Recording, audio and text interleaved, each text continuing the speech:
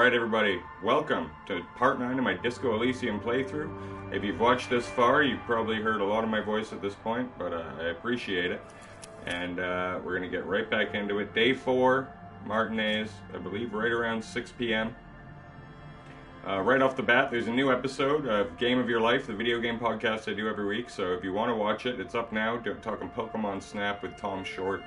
Really a fun game, actually. I mean, talk about a game that shouldn't have been, maybe, and if it didn't have that Pokemon skin on it, I don't know if it would have had much success at all, but as a game just in the middle of Pokemon fever, it hit at the right time and actually wasn't shit, which I would have expected going into a venture, an on-rails photography game.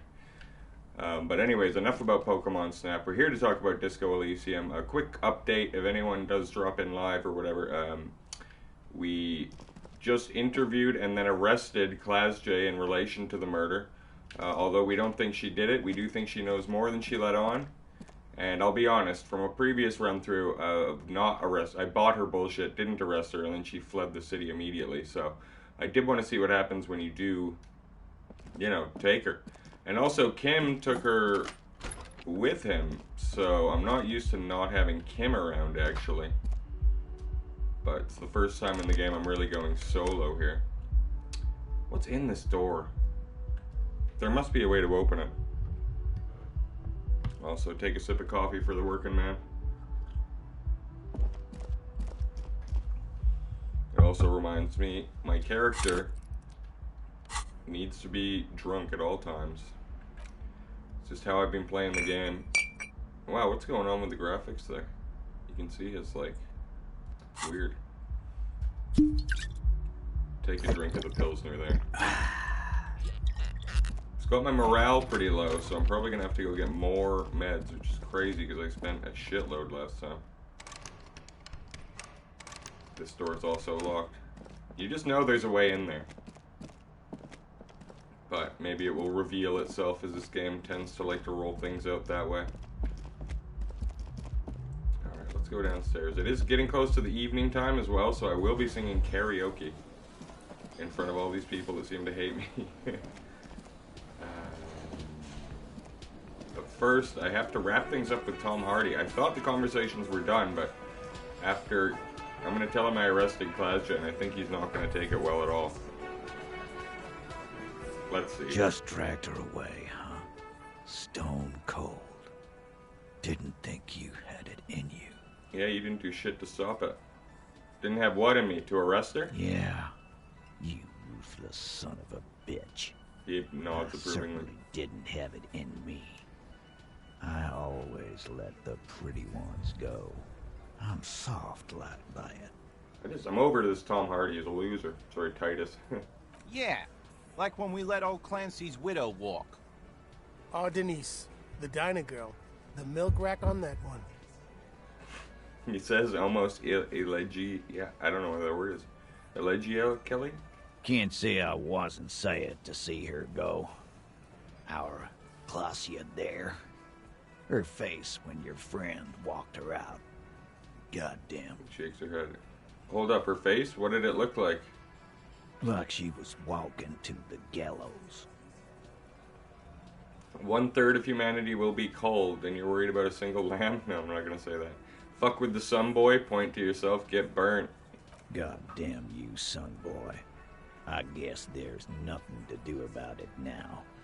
I just hope she can game her way through the system and come out the other way. Don't think I forgot how I specifically let you know how I felt about her arrest either. Now, what do you want?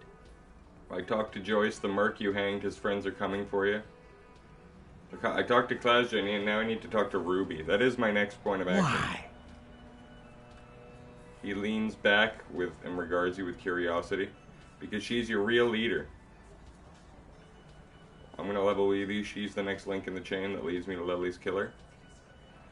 No, she's the real leader. I want to antagonize this guy a bit. You're cuckoo, cop. I'm the only man responsible for this unit. Get with it, or fuck off. Alright. How many times must I tell you? Yeah, fuck off! I've seen her in a laudanum-induced delirium. The paranormal instinct whispers her name into my ear. Like, I need to pin this on someone. I've decided to pin it on her. I suspect she killed the victim. A civil war is brewing. The only way to prevent it is to solve the murder. That means talking to Ruby. I think that's pretty straight up, so I'll just say that. Sounds like you want to push this steaming pile of shit on anyone. Now you pet Ruby.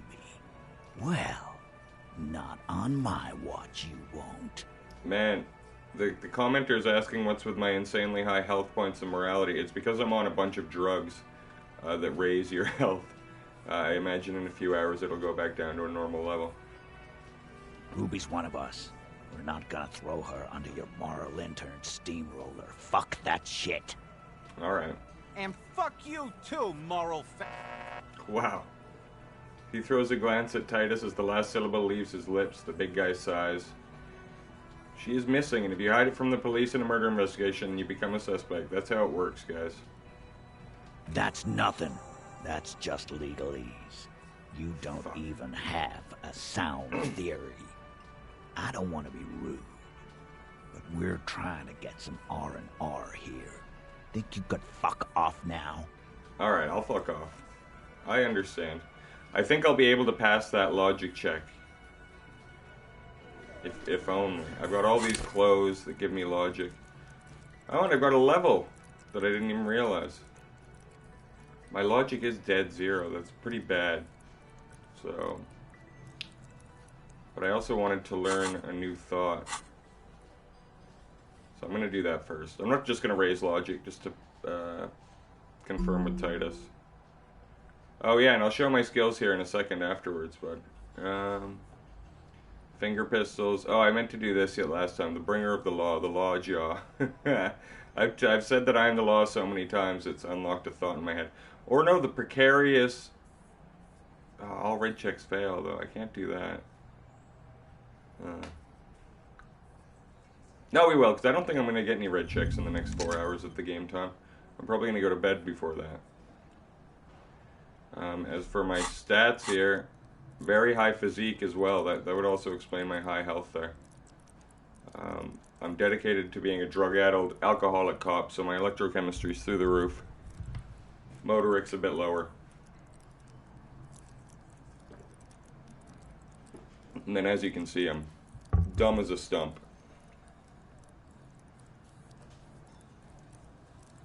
Are you playing with cheats or no? I don't know what to tell you, bud.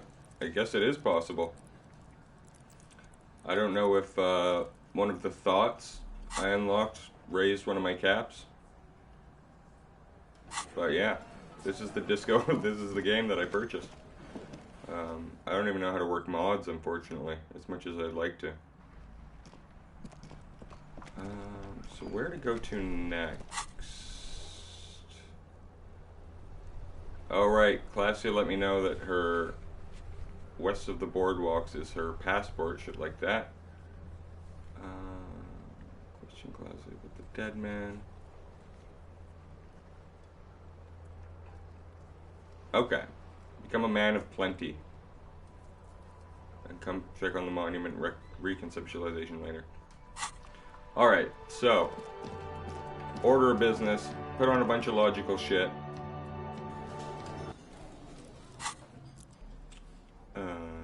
Smoke a cigarette if I got him. There we go. That'll raise the intellect. Because that's how that works in real life. Put on some logical clothes. I know I have a bunch of logical stuff. There's a shirt right there. There's a funny hat. I don't know why that puts up your logic, but I'll take it. A blazer to boot, which I love that blazer. Logical glasses. It's my and 2 logic with the hat. I mean, sorry, that other hat's got to go. I don't know why out of all the things I have, it's logic puts up the most of them. So, smoke a cigarette for the working man. Let's see if I can't get past this Tom Hardy check. It's you again. What is it? It's me.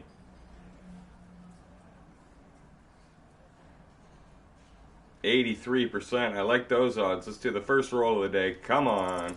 A sudden flash of lightning in your neocortex. The hostel cafeteria is lit by its airy blaze.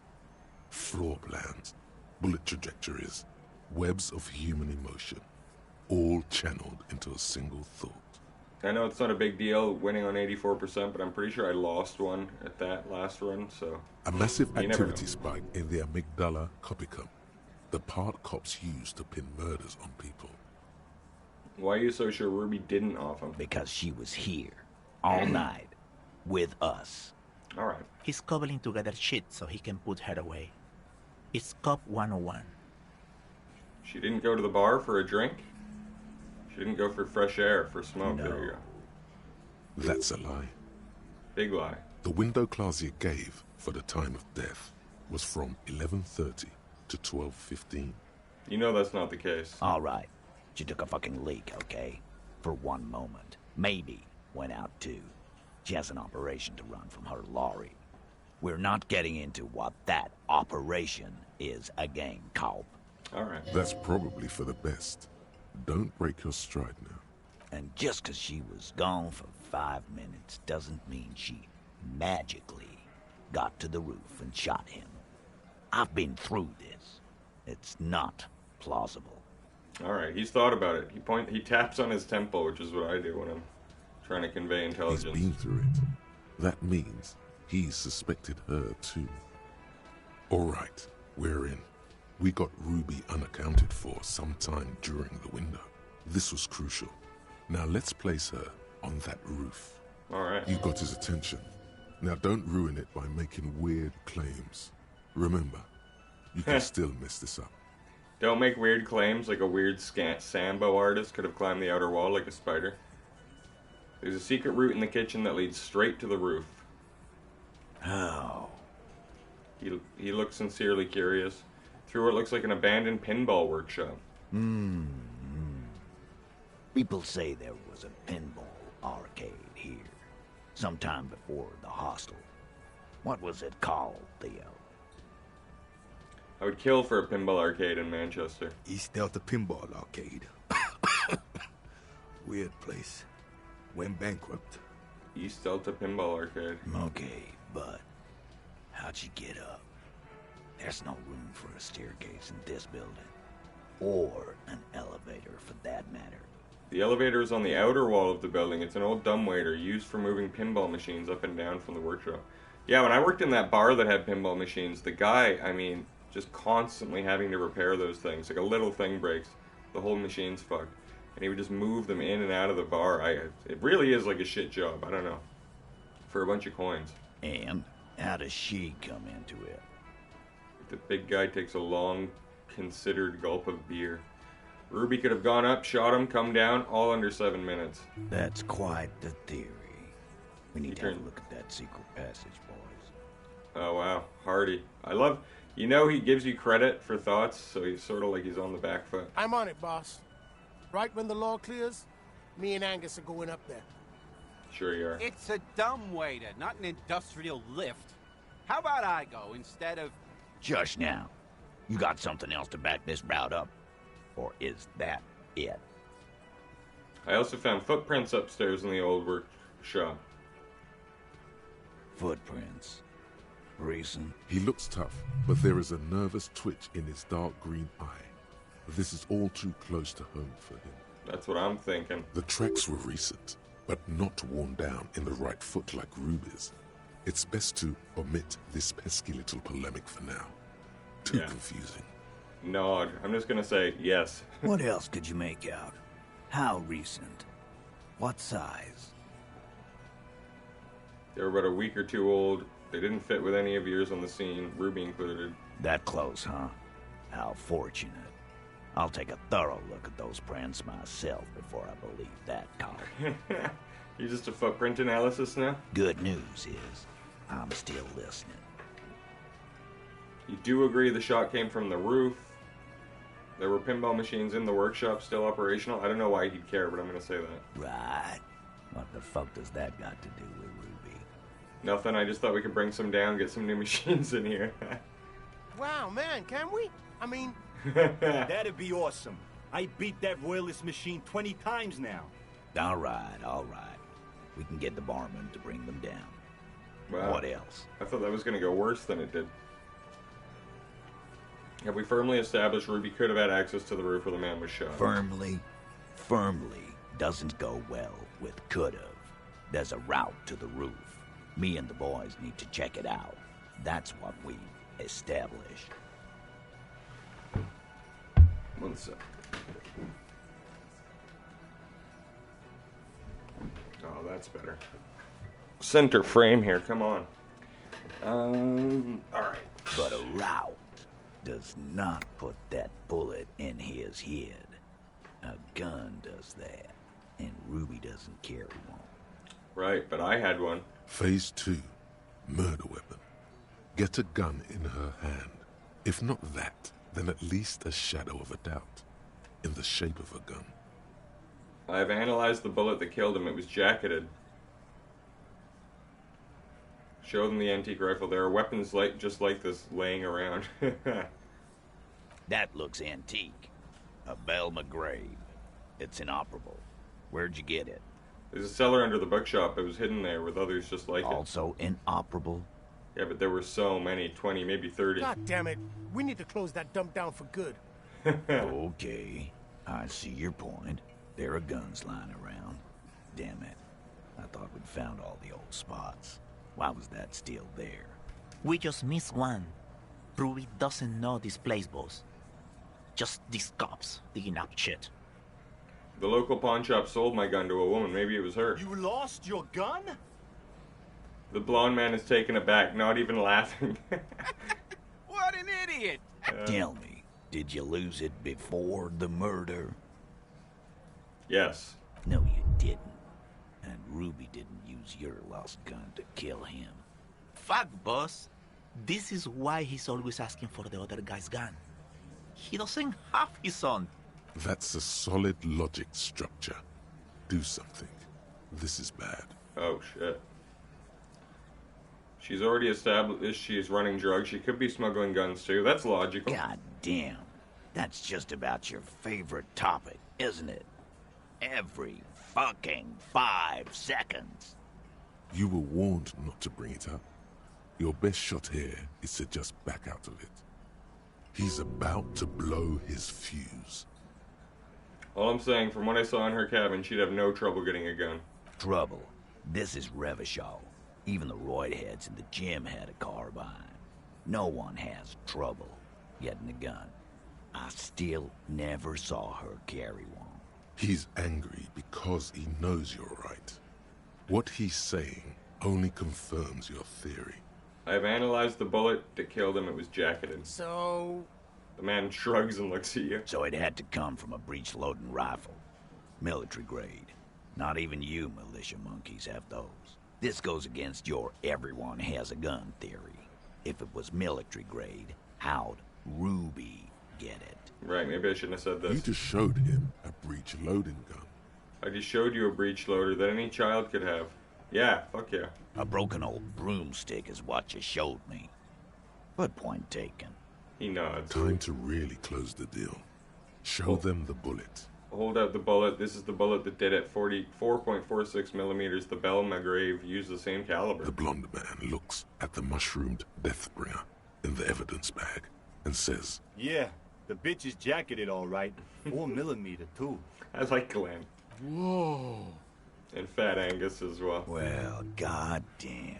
It's not proof, but it's a possible murder weapon. Close to her. Too damn close. Wow, I think I'm convincing him here. You have been thorough. I'll give you that. I didn't say I'd prove she had the murder weapon, just that we need to find her. I don't know, cop. Why don't you find your lost gun first? I have it, you motherfucker. hey, lost gun right here. Lost and found. Yeah, thank you, reaction speed. Easy now, Al. This isn't comedy hour. Titus, we're not seriously considering it, are we? Ruby wouldn't do this. Why would she do something like this? Phase 3. Motive. The last component. The big one. Get this and they'll give her to you. Remember, don't piss him off. That never works. The big one, get this and they'll give it to you. It's not why did she kill him, it's why did she organize the cover-up. Before I arrested Clashy, she told me some pretty interesting things. Maybe it's all part of a leadership challenge against Titus. Nah, I don't think that'll work. When Clashy came downstairs, Ruby appeared to know that something was wrong. Maybe she killed him because she thought it would curry favor with you. No, I'm going to say the first one. It's not why she did him, it's why did she organize the cover-up. And I suppose you have a theory on that. She could have just been covering up for herself, Titus. Like fuck she was. It was her idea, right? The hanging? She had, like, a fully formed plan and shit. Right when she came back downstairs. That doesn't look good. Really, Shanks? Claudia wanted to talk to another girl, that's all. She was just the first one up there. I could have come up with that plan if I'd have been first. Yeah, well, you didn't, Eugene. Time for a logics demonstration. Eugene, let's assume you killed him. He scoffs. Would you prefer to go on trial with your friends as part of a lynch mob or alone for committing murder? The man is silent. Yeah. Bam. If she used us Lawyer. to cover her own shit up, well, that's a serious violation of the Hardy Code, boss. Which is why she didn't. She would never do that. Why aren't more of you defending her? This is fucking stupid, Titus. Glenn, I thought the same thing when she skipped town and left us in this shit. Bam. Oh, so he didn't rule her out completely. And she skipped town. This is good. It's not. Oh, yeah, bam. That is good. Maybe she killed him because she thought it would curry favor with you. Whack someone in my district? That doesn't carry much favor with Titus Hardy. She has to know that.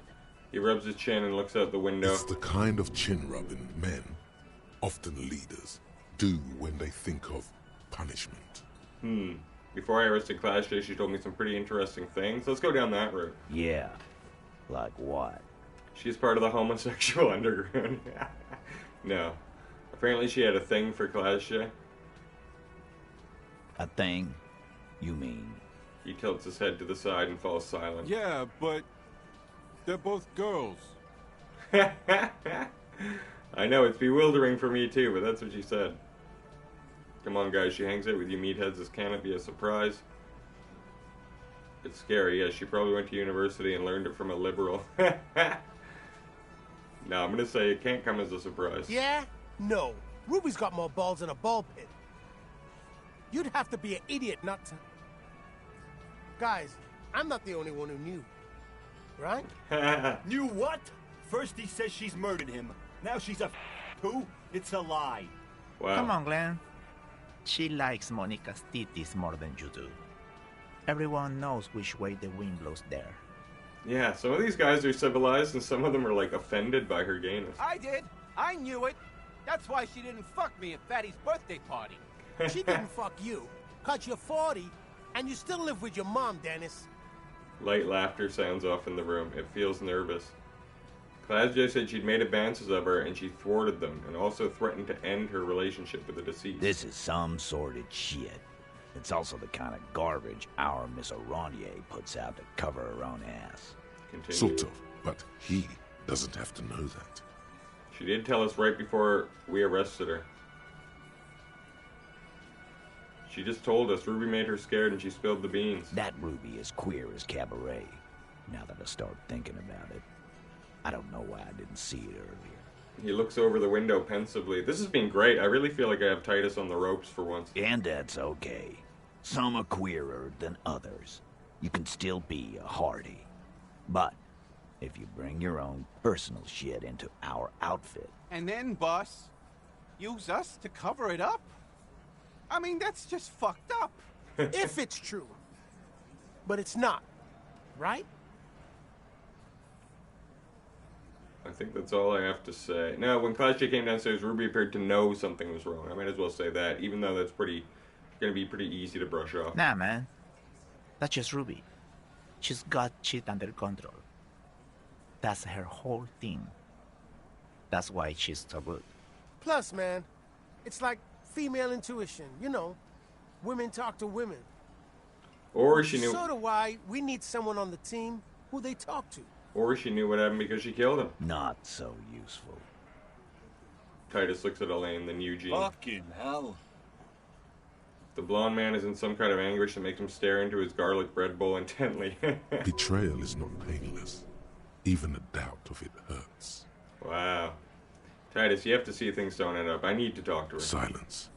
He looks around the room. The old man in the corner nods. Wow, Theo. A very small nod. And a trickle of tobacco spit on his lip. Yeah, I see it. There's one more thing I've been wondering about. Ever since you asked me where she is. Add it to your list of suspicions, if you want. I don't know where she went. She just got up and left. Got real scared, too. Wouldn't tell me where. However hard I asked. Want to know why? Why? She was afraid I would tell you. Maybe she was right. By now, I probably would. You think she knew I'd find evidence against her? Perhaps. Ask her if you find her. It won't be easy, though. She made sure of that. Do you have any clues on where she went? She's not far. We know that much. She didn't take her lorry, so she's on foot. Damn. Good fucking luck, man. She knows this place like the back of her hand. You'll never find her. Yeah, Al. And we won't either. She's not really a hardy candidate anymore, is she? Wow. She's not, Glenn. Wow, so they think... They completely assume that she did kill her. Kill the guy. Do you know what she's doing with Ulan frequencies? The what now? I have no idea. Boys? She said she's building a pale emitter. What? We were talking about radio equipment. She said she's doing Ulan frequencies and a pale something. I don't know more. This guy barely understands what he's talking about. There you have it. Pale something. Have you looked for her? A little. On the coast. Where have you looked? More precisely, on the coast. Past the waterlock. She's not here. So, I'm thinking she's there. All right. Who's doing this looking? They're all here. You're all here. Who's out looking? Lizzie needed some air. The gardener, but she went to tell Evrart. So she didn't go tell Evrart. No one goes to tell Evrart anything. He knows what he has to know. Fast. It's called a radio, you believe. The gardener may have played you a game when she stormed out. She has her own plan. Can you tell me where on the coast I should start looking? Sure. There are some shit houses there. A cinder block town. Fisherfolk there refuse to unionize. So, that's one place we haven't looked. I hear they have a shack where junkies sometimes crash. Time for you to step up. I think that's the shack I'm currently staying in, actually. I'll start there. One more question. What does Ruby look like? Boyish. Hair's red. Dyed. She looks like a Lowry man. What was she scared of? I told you. You. Me personally? Yes, you. The cop with the sideburns and the disco clothes. She probably knew me from my singing days. Yeah, that's real funny. She wasn't laughing, though. He looks at you. You know, when I first saw you limping here, I thought she was paranoid or sniffing her own supply. But now I'm not so sure. What else did Ruby tell you about me? She said you have a funny taste in clothes, and that you won't stop. Never. Not until the case is solved. She's right, And I then won't. the next case. Not until you have something on her. She says she's heard of you from Jamrock, that you're a human can opener, that you play suspects against each other, open them up like cans. Like I did with you. And then, when they're all empty, just move on to the next can. Don't look back unless there was something you missed. Fucking hell. Titus, did he just... Open Angus up like a can? Yes, he did. Now, we can whine about it, whack him, or we can go on with our lives. I'm having a go on with our lives kind of day, Al. How about you? Silence. He nods. Anything else? Anything? Yeah, there was something else. She wouldn't tell me, though. I could see she wanted to. It was burning on her lips. This called Titus. This called Pete. But she was too scared. Scared? You should be too. A strange fear creeps over you. A metallic taste in your mouth. Change the subject. Half-Light is scaring me. Evrart's file on you seemed thin on info. She must know from somewhere else. From Jamro. Something more. Could she have gotten the info from Evrart? No. Her and Evrart. They don't talk. They've never met. They have no relations. They live in different galaxies. Get that through your head. It's not much, but it'll do. Go. It'll have to. He puts his hand out. Should I shake it or walk away? You know, fuck this guy. He's been a dick the whole time. Asshole till the end, huh? Well, fuck you, too, then. He doesn't sound angry despite shouting. Monica's titties are big. They're always talking about Monica's titties in the back, if you pay attention, by the way.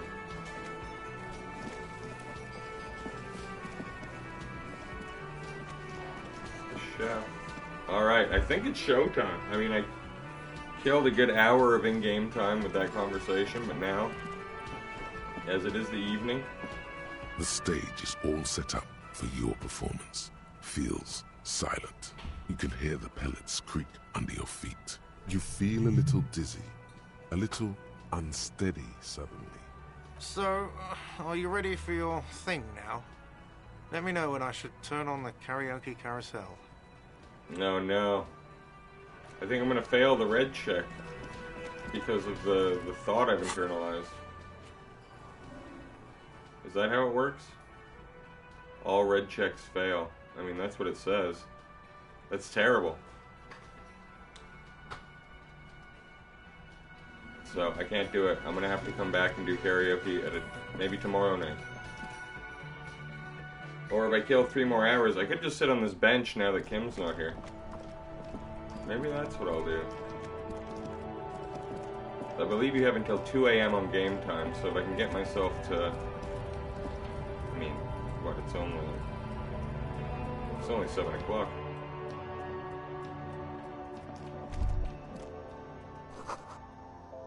The yellow roses in the window, those aren't the flowers that were left for class, Jay. To the left. Oh, that's the rain jacket I stole earlier. A small cabinet on the wall is filled with various medicine bottles. Okay, here. I hope Saint Baptiste may. Okay, here. I hope Saint. Okay, here. Alright. I hope Saint. Back to being full of medication. My drugs have worn off a bit.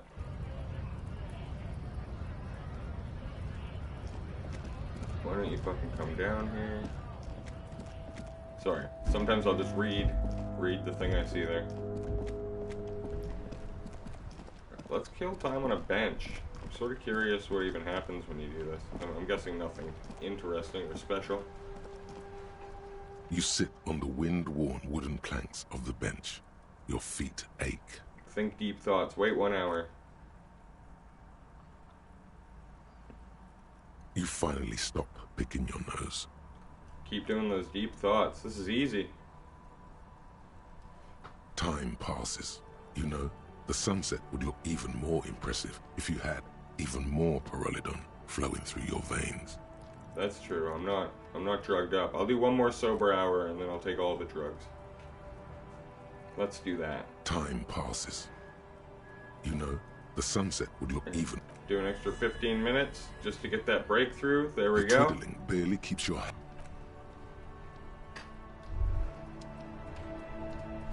Let's listen to some dialogue. World. How not to lose. It is impossible not to. The world is balanced on the edge of a knife. It's a game of frayed nerves. You're pushed on by numbers and punitive measures. Pain, rejection, and unpaid bills. You can either play, or you can crawl under a boat and waste away. Turn into salt, or a flock of seagulls. Your enemies would love that. Or you can fight. The only way to load the dice is to keep on fighting. Hell yeah, I love it. The bonuses. Critical success and failure thresholds lowered by 1. Oh wow, I think that's good. The precarious world. Alright, well I have 2 more spots. And I wonder how many more. There's so many of these I've never learned before and I don't even know how. There's so much to this game. Bankruptcy sequence. Alright. Let's get up. Have a cigarette. Oh, see, my psych is back down to 6, so, or my physique, so. The earlier commenter calling me a game cheater, I don't even know what he's talking about. So we'll get some speed going. Who doesn't like a bit of speed here and there for the working man? Take a drink of the Pilsner. Imagine you just saw a guy like in the middle of the street just doing speed, then he drinks a Pilsner, like fucking going wild. Get rid of these. Speed and St. Baptiste Peptide. I think it's just more speed, but with a different name. Oh, I also have this pale-aged vodka, so you can get double drunk. The expensive vodka. That really didn't do anything. I thought it was going to unlock some sort of quest or thought.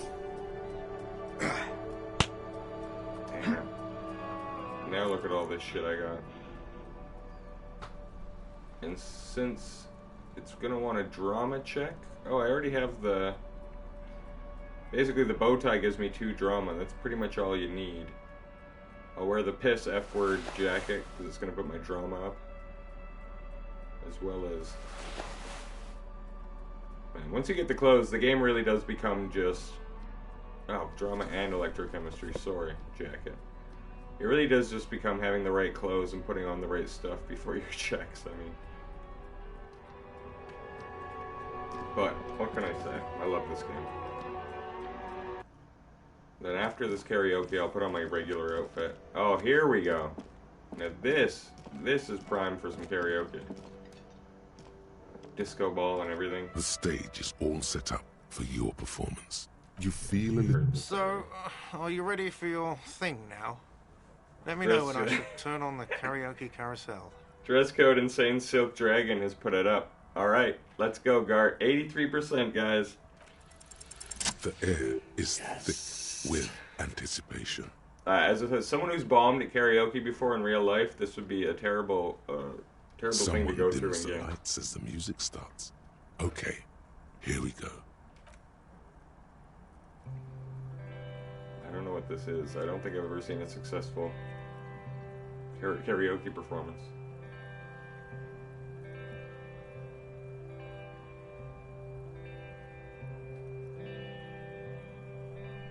I would often go there, to the tiny church there, the smallest church in Saint-Saëns. The people are doing not completely the same thing they were before. Though it once was larger.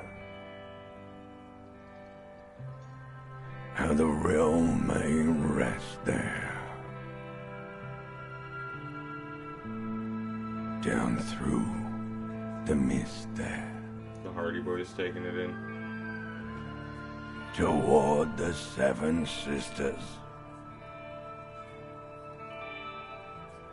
Toward those pale cliffs there. I would often stay there.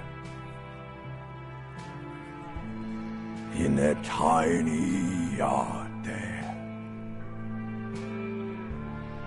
I have been so glad here. Looking forward to the past here. This is how Harry sounds, by the way.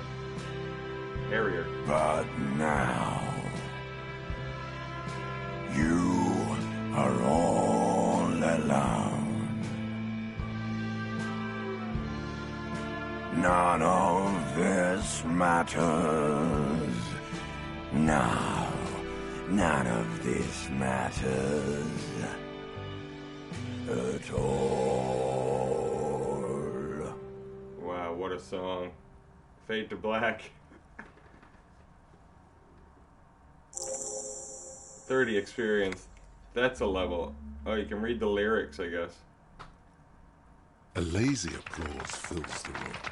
You feel your hands shake as awareness of your body returns to you. Thank you, ancient reptilian brain. I'd like to dedicate this song to Gart for letting me sing it. I'd like to dedicate this to Contact Mike because everyone else sucks. Yeah. The microphone amplifies your voice in an uncomfortable manner.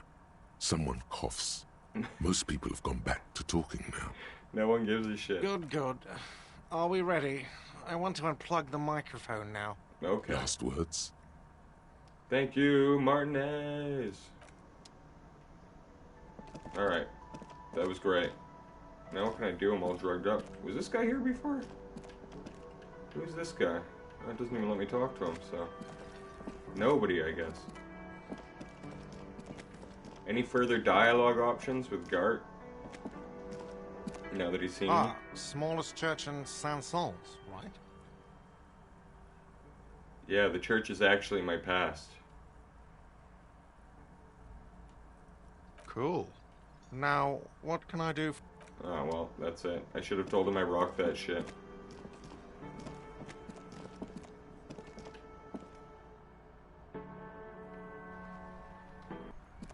I'm gonna put this one into my perception. I want that to be a really high stat. As I go back home. In fact, I'm not even going to walk it. I'm going to fast travel it. I'm going to put on a regular outfit here. Because, come on, I look goddamn ridiculous. What do I want, though? The perception hat, of course. The frog visor. Oh, my pinball jacket. Empathy and hand-eye coordination. And then past that, I don't know what pants I'm wearing. Oh, yeah, the found pants. Savoir-faire and physical instrument. It's not going anywhere. I don't need this shirt, though. Physical instrument. I was wearing that for a while, the stained wife beater, but I think I can do a bit better than that. One logic. One rhetoric. Yeah, let's just stick with the logic shirt. It's my lowest stat by a mile. And then my ultra liberal shoes. +1 to indirect. I'm sure I could do better than that, though, actually, because I've already learned the skill. I don't really need to be... I have my insanely high net worth, as you can see in the bottom there. +1 empathy. Yeah, we could all be a little more empathetic. +1 savoir-faire, minus visual calculus. Alright. This is my look now. I look like I work in a bingo hall or something. It's weird. With the hat and the jacket is quite a combo.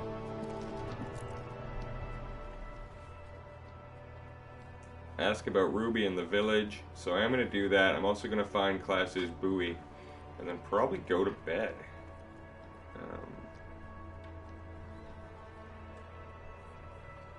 Travel here. The fisherman shacks.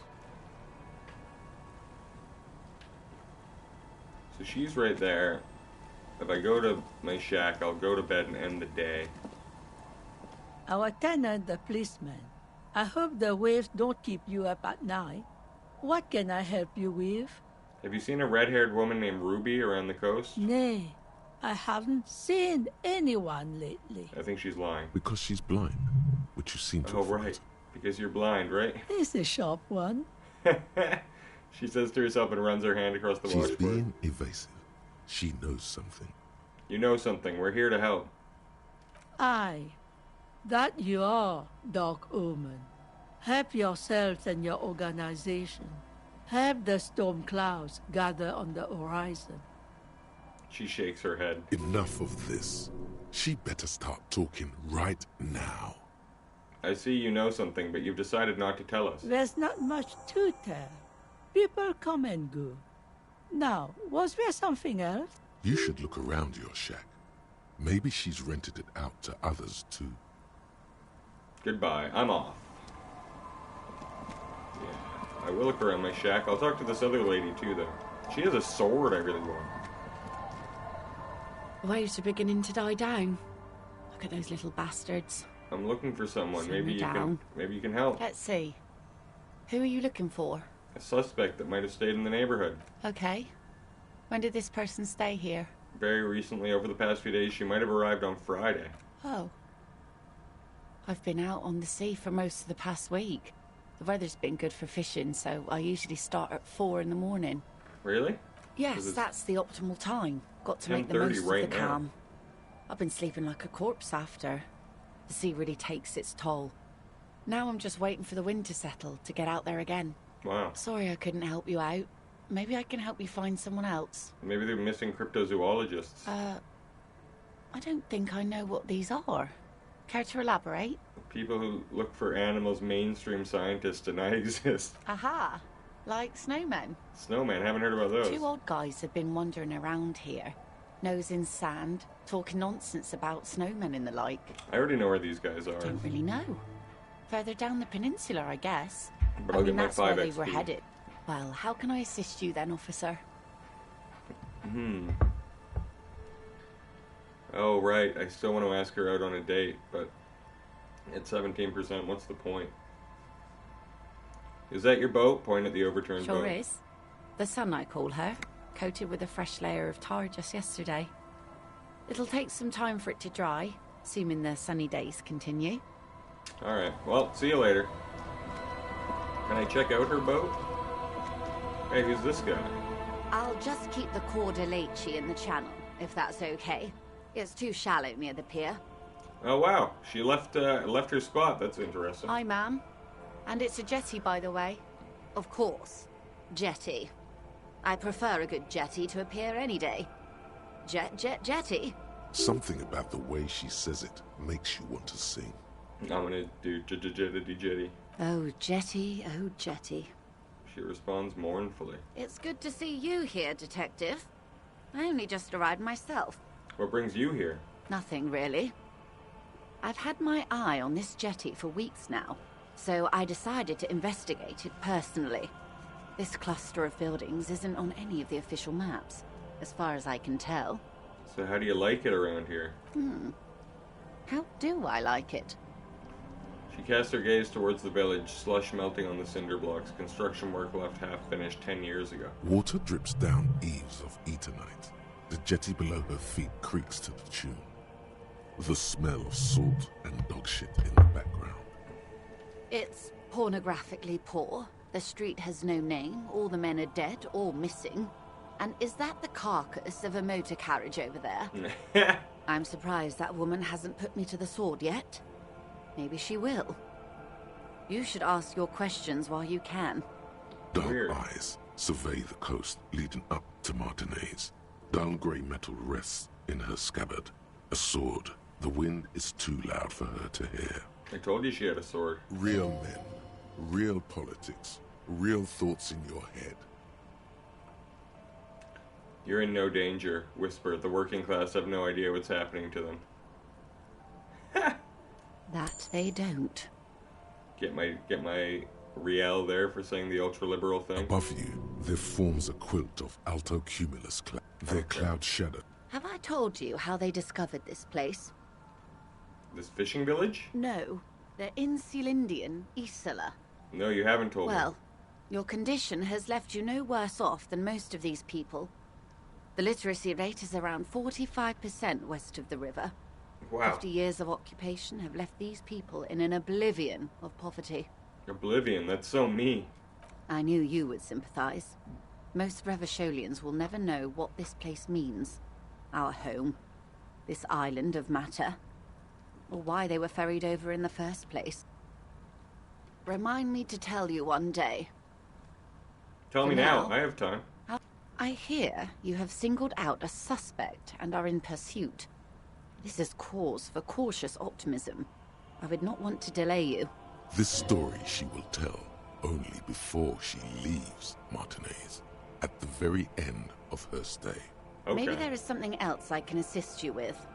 No, see you later. That's really interesting. I didn't know that Joyce moves. I thought she just leaves, sails away. In my first playthrough, she just sailed and was gone. the rest of the game, which I assume will still happen, but she'll just leave from here instead now. He's gonna slum it with the pores a bit first. So, is that the buoy? I'm pretty sure it's like right close to here.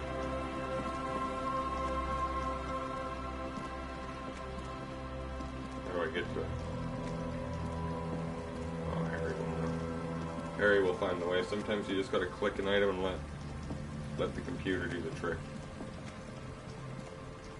Brilliant, Harry. Looking back at you from the rust-colored water, you. Fuck. I was sure he was just about to reach down and find a buoy there.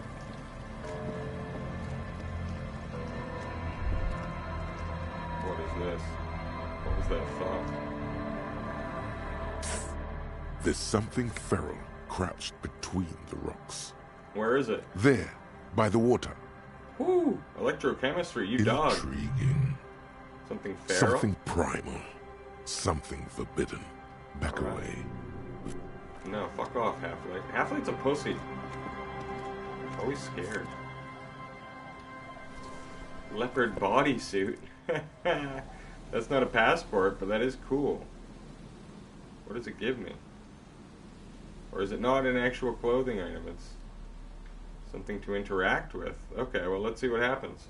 This is a men's size L, leopard patterned unitard with short sleeves. There are bits of seaweed stuck to it. It speaks to the animal inside you. Actually, this is a leotard, not a unitard. Unitards have legs. Wow. Who cares? It's a tard suit either way. Slow and steady, boy. You know how to handle this. Drop it now. This thing will eat you.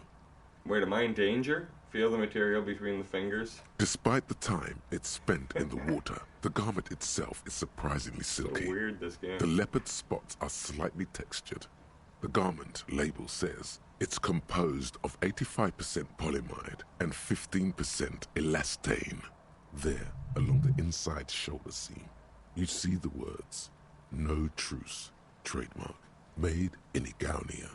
This must be the brand. What should I do with it? Run, you idiot. There's only one thing left to do. See how it fits. Just know that once the leotard goes on, it never comes off. You will change irrevocably. Oh no. But don't you want to feel different? It can be a secret that only you know. Try it on, but only for a moment. Or discard it. I mean, this seems like a big decision. Fuck, I've never come across this. But I don't want to be a boring cop, so we're going to try it on. From your briefs into the leotard. It's very tight. Leopard mindset. I've never been cradled so firmly before. Fuck yeah. Sorry, I always take a look at the new trophy. You gotta love that. I don't regret it immediately. Putting on the garment feels like stepping into a warm summer lake. The silky warmth engulfs you. Meanwhile, I'm just shit-faced and on 2 different kinds of speed. This is the type of animal I want to be. Your fingers run down your pectoral muscles, your abdominals, your hips. It's impossible to tell where you end and the leopard begins. The dried sea salt chafes against your soft flesh. Wow. Again, once the leopard comes on, it's never, ever coming off. Leave it on forever. It's wearing you now. Wait, no way. Can I not put on any clothes? Oh, okay.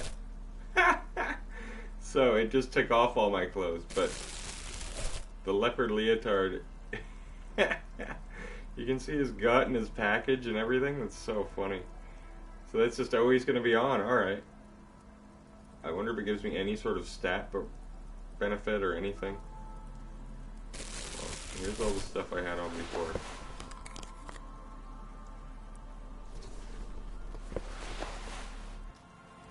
And I like that I wasn't with Kim for that, so he will never know as well.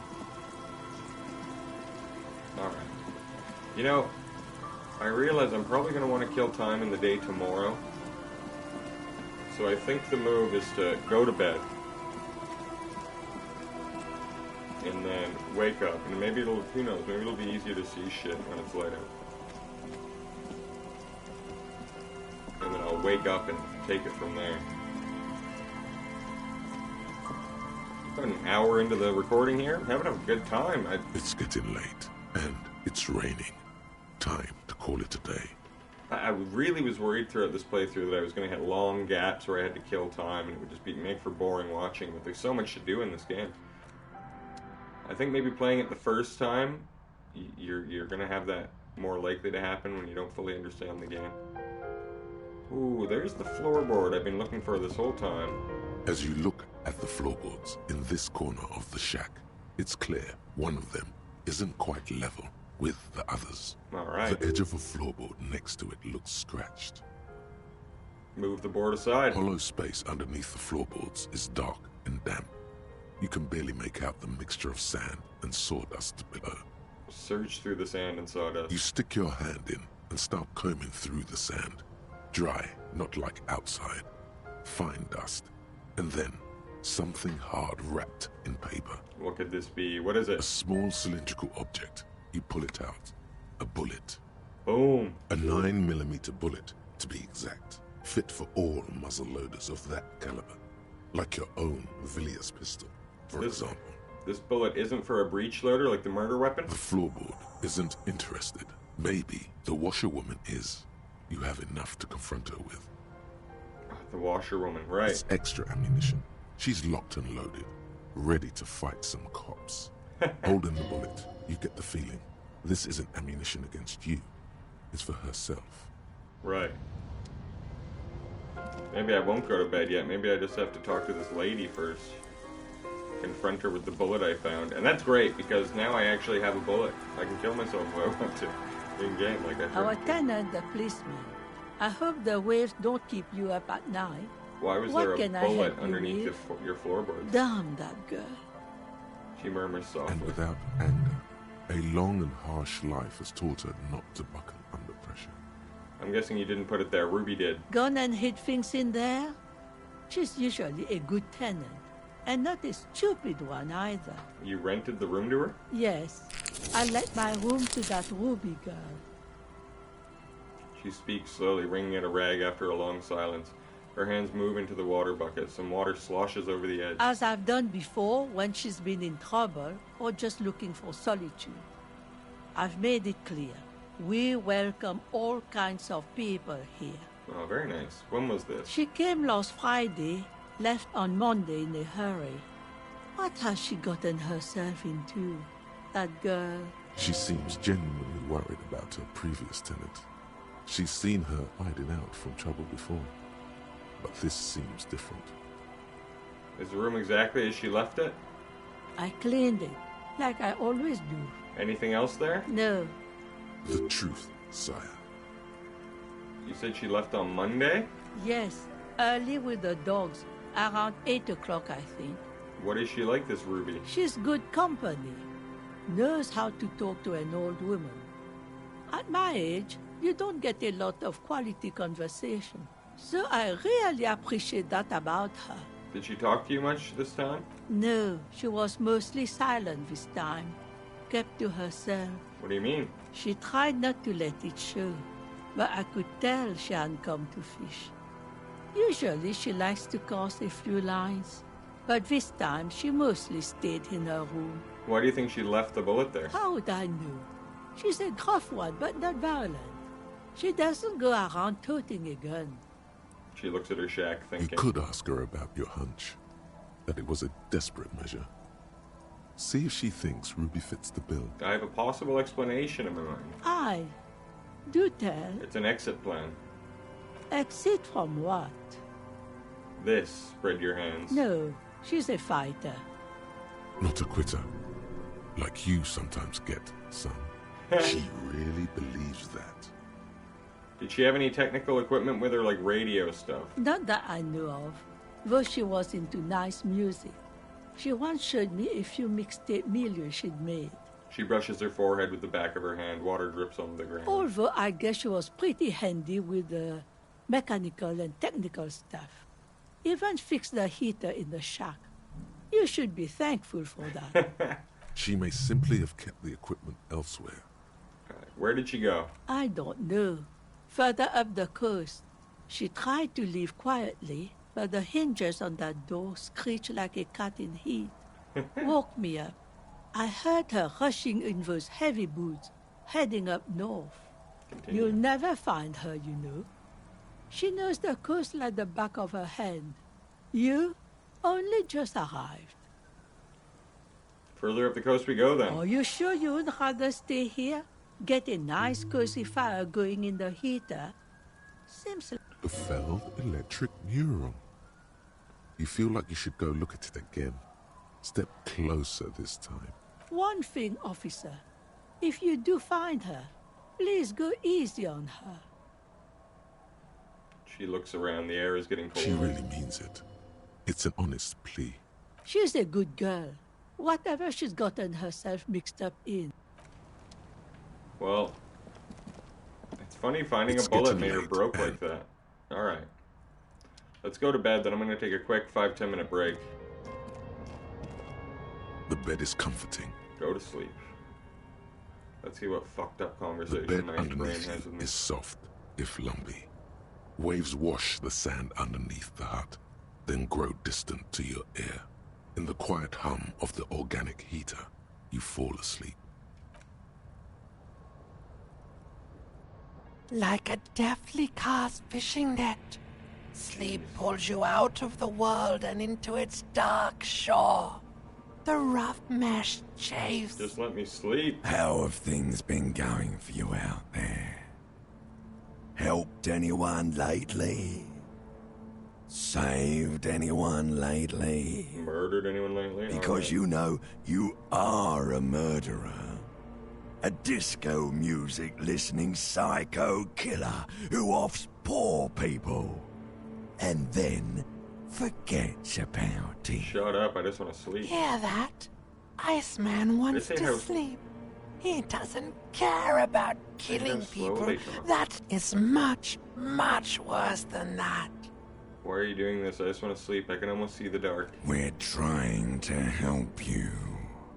All these processes, these tortures, voices and tremors are all just distractions, flares and countermeasures to keep you from the last dream. The worst of them all. The last dream? The last dream will be total annihilation. Cinders peeling off the fuselage. So it's his wife again. Oh, but you will. Her face forms in the summertime. Everything is so your eyelid. The last thought in your head before waking is, maybe you shouldn't have seen that stained glass window in the church. Sorry for people that really enjoy those segments, but I find them very long, plodding, and boring. Oh, nice. My morale and health are up, and I'm dead sober. It's day 5, Disco Elysium, and you know, I don't remember when this game ends. I think it's day 7, but it could be day 6. It could be day 5. I don't think it's day 5. Here's Kim. Yeah, Kim, I love it again. He could just stay in the shack. I wouldn't mind him sleeping on the floor or something. Chooses to stay in the garage. I don't know where he stays. Haven't seen Kim since we decided to arrest Claz J. But, you know, he's got a good eye. I thought maybe in the early 7:30 a.m. we could go look for this buoy, this Baba Buoy, and see if we can find his passport. Because I have a feeling there's going to be something else in it. It doesn't... If you can fill a buoy, well, you're going to put more than just a single passport, you know? You're probably going to put maybe some cash. Go up there to the boardwalk, but... What is this? There's a slit in the concrete here. A sewer? Detective cap on. That is weird. The church, obviously. Buoy. I'm thinking buoy near the water.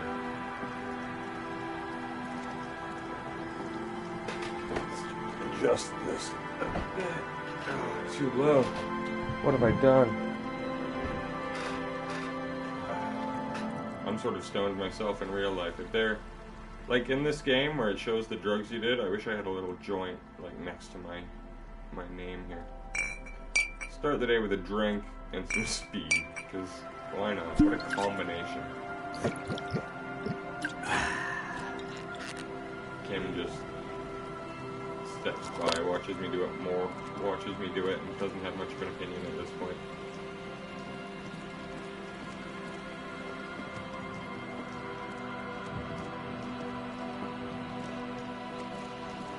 This is where the Ravers' tent was, of course.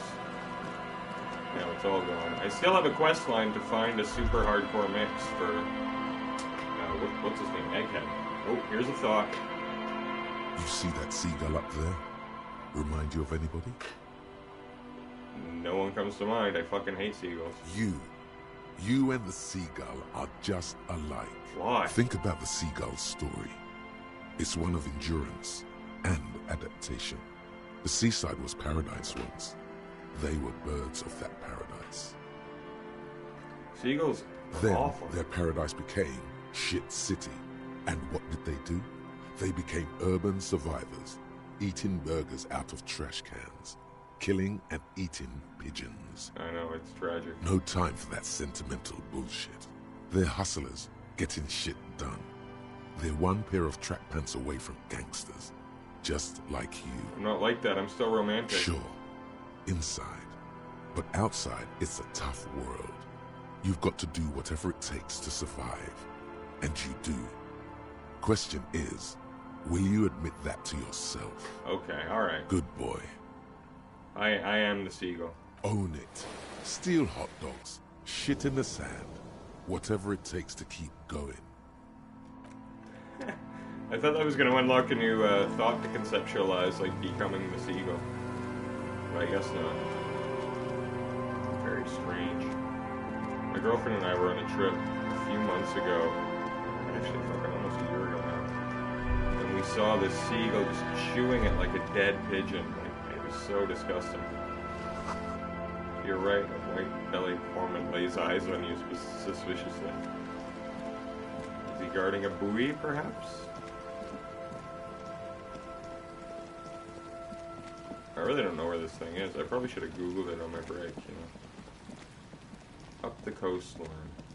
What did that mean? There's the church.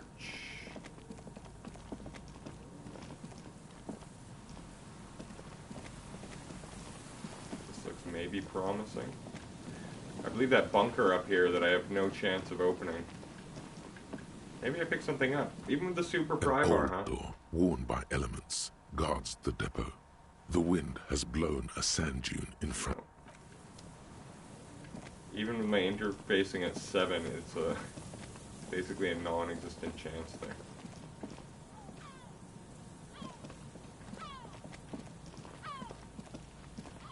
I can actually faintly hear seagull sound effects, which is off-putting.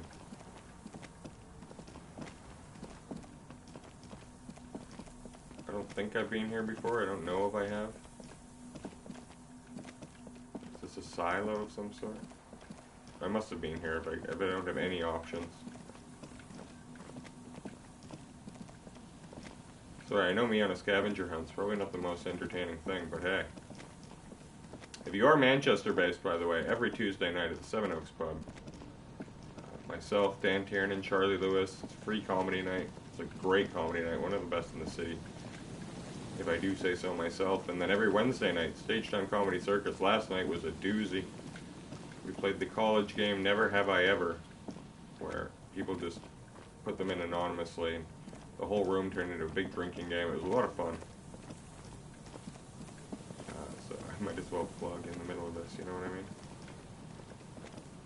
I didn't expect to be this character when I started playing this Disco Elysium game. It's sort of, it's interesting. There's sort of subtle dialogue decisions you make. You don't realize you're sort of crafting a character. And now, I am an ultra-liberal. I did mean to be a superstar cop, but it's interesting there's no, like, drunk cop or drug addict or sort of like personality choice. You'd think that would sort of fit in with the game. This, of course, is where I met the pigs and got my gun back. Over here, where we found the dead body. Nothing new worth looking at, though. That dead body, like, side quest is so sad. It's like you meet the lady beforehand and tell her her husband's missing, and then you end up finding him dead. It's sort of morbid.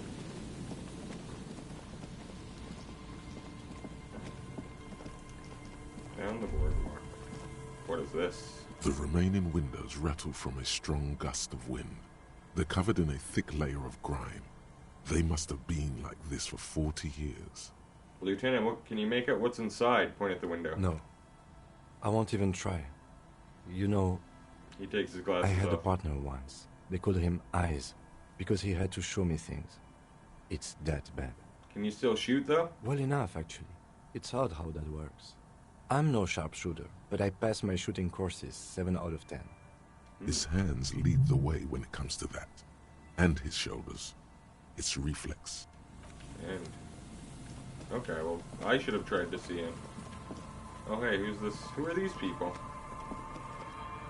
And Mikhail noticed the windows, especially with how there are no windows on the south side.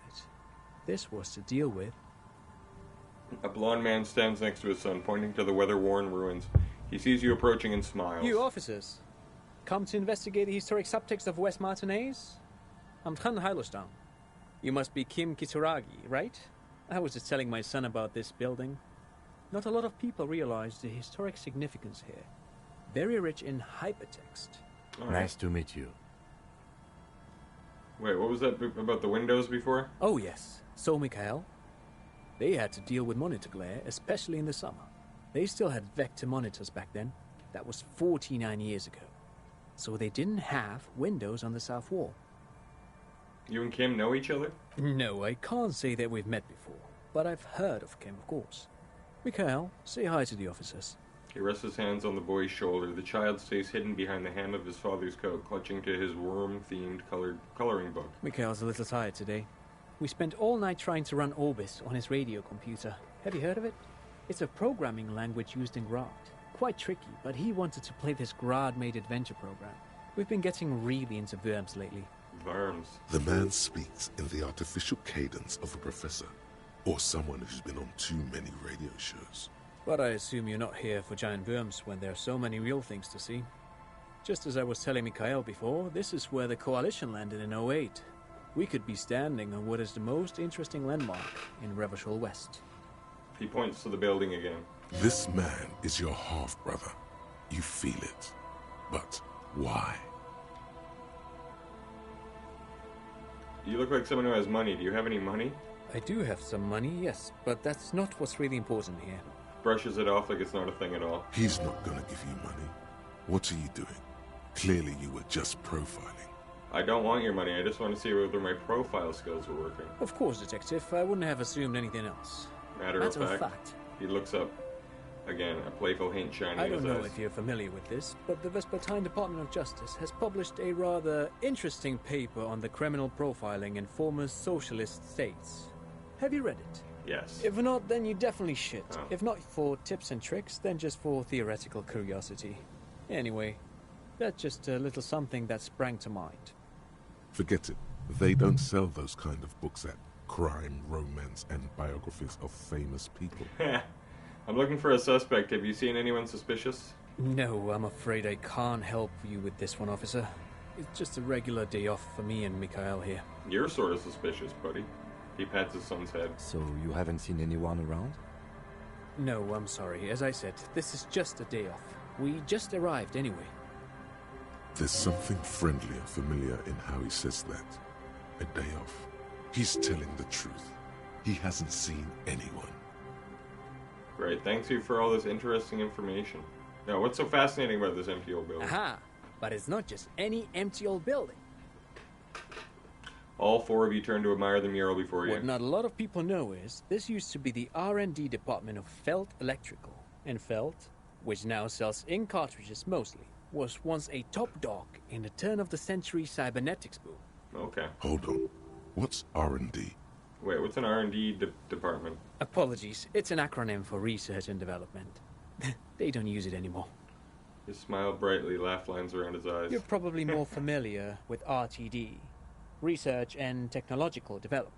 Mayor Kalpa, you are not familiar with that one either. This man is a bookhead. Look at the building.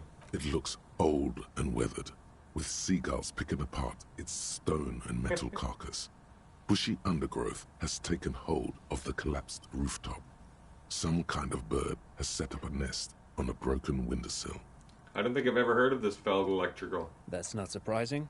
Only a vestigial ink cartridge and ferrotape manufacturer remains. He adjusts his suit jacket. They started out as a midway electronics outfit in Königstein 2 centuries ago. After an aggressive move to Revachol, Feld became a global player in the emerging personal electronics market of the pre-revolutionary era. Still, Tricentennial was beating them in business machines.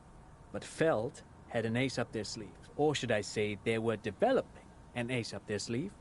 I'm mixing my metaphors here. What was that ace? It was here in Martinez, possibly in this very building, that they developed prototypes for a tape computer. A tape computer?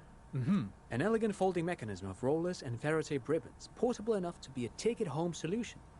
Revolutionizing business machines, possibly even bring them to the average consumer, which is a feat of engineering even today's giants, Rehm, ICN and ZAM, haven't achieved yet.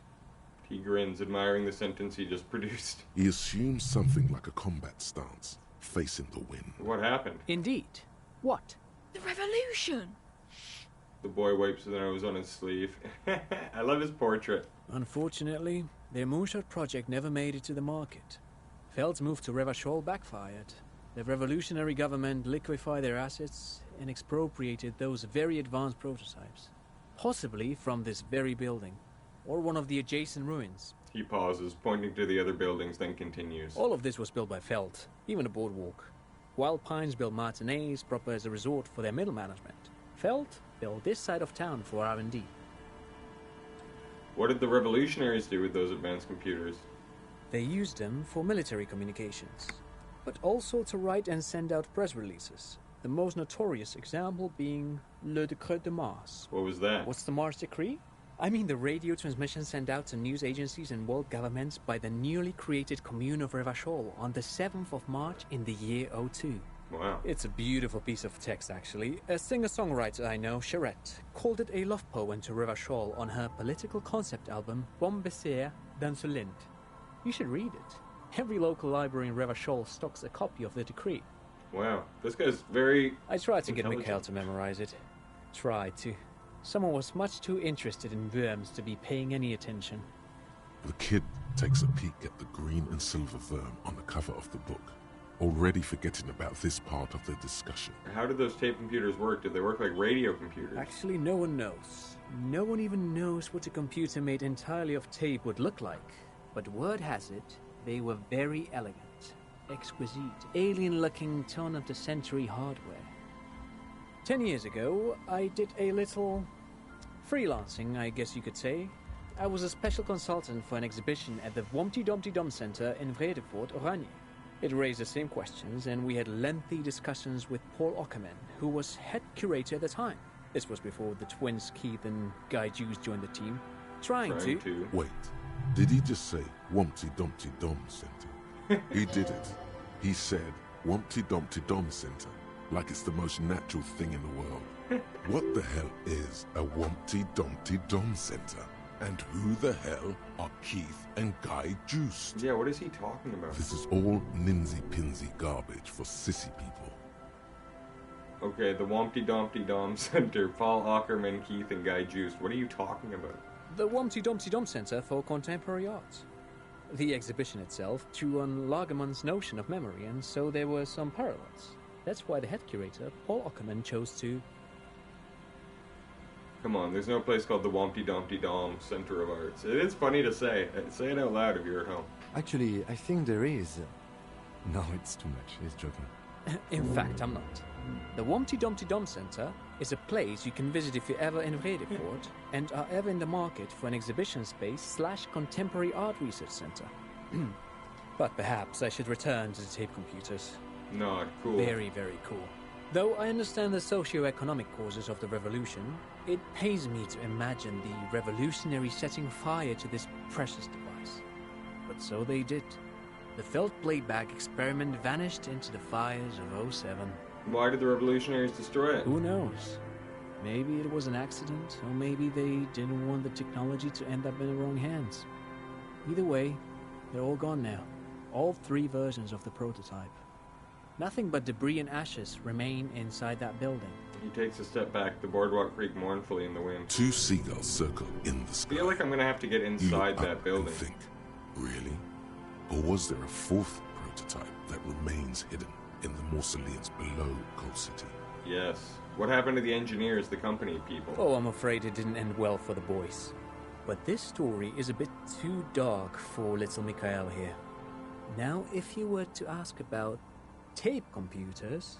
And you're saying they built this boardwalk? You look under your feet. Yes, they even built a pleasure wheel, but that got destroyed in the war. A pleasure wheel? The lieutenant looked wistfully at the horizon as if picturing gondolas rising into the sky. Perhaps reminded of a childhood memory. It's clear he would prefer there were a big wheel lighting up the coast. Yeah, he doesn't like a big Ferris wheel. Yes. To lure in their star engineers. This part of Martinez was nothing but reeds before it fell around. Alright, something else. But of course. What else? He's a bit long-winded, I will say.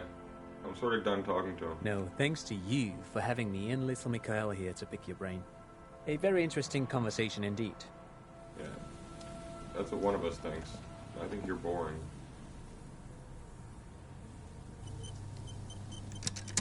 You see a once bright mural towering above you. The signage has peeled off over the years, but you can still make out Feld Electrical R&D. There was some sort of skill check here, but I wonder if the information you just gave me is going to help. A slogan used to intertwine with the loops a long time ago. Now, only a shadow of peeled letters remains. It says, "Tomorrow is just a whisper away." Step closer. Above the mural, a collapsed roof, broken windows set in walls that are cracking and will soon also fall, and the coastal breeze rustling and sighing in the remains of the edifice. There's something in the wind. Sometimes the only way to go forward is to fail first. Could Ruby be in there? In there? She could. Or she could be in the identical room over there, or in that boat shack. In that church tower, maybe. Made that awful call. Wow, confronted the pigs, established a nightclub. This feels... I feel like if I do it, I'm gonna end up in something I don't think I want to do yet. So I will come back in just a minute and do the skill check. I just wanted to finish checking out the coast here. These are the cryptozoologists. Maybe I should tell this guy to go see his wife. He's just wheelchaired wife. He's just abandoned for days. Dickhead. Hello, hello. What can I do for you, officer? Lena seems pretty eager for you to return, bro. And I'm eager to return to her, I assure you.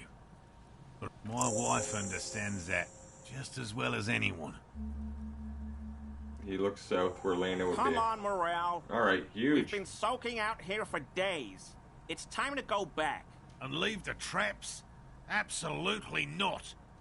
I won't let Lena down. Come on. She wants us back. I'm soaked up to my nuts over here. You're doing this for yourself, not her. If we don't... I'm doing this for science, and so is she. I didn't know the phasmid was so important to Lena. Of course it's important to her. She's seen it. A verified sighting, on record. One of only 4 this century, and it's hers. She's seen it? Really? She sighted it? Yes. That's how we first came to know one another, in fact. But that's her story to tell, not mine. He coughs, then continues. Suffice to say, it's long been our dream to find proof of the Insulindian phasmid together. I can't abandon course now. Another cough into his fist this time. His spirit may be willing, is he dying? But his body might be too old to endure the rigors of the coast. Maybe you could go back to the whirling warm-up, come back on the traps later. No. The traps need to be monitored. He's dead set on it. Oh, I see where this is going. I don't want to take for your... some trap setting. I'm out of here. I don't want to do this stupid side quest, to be honest.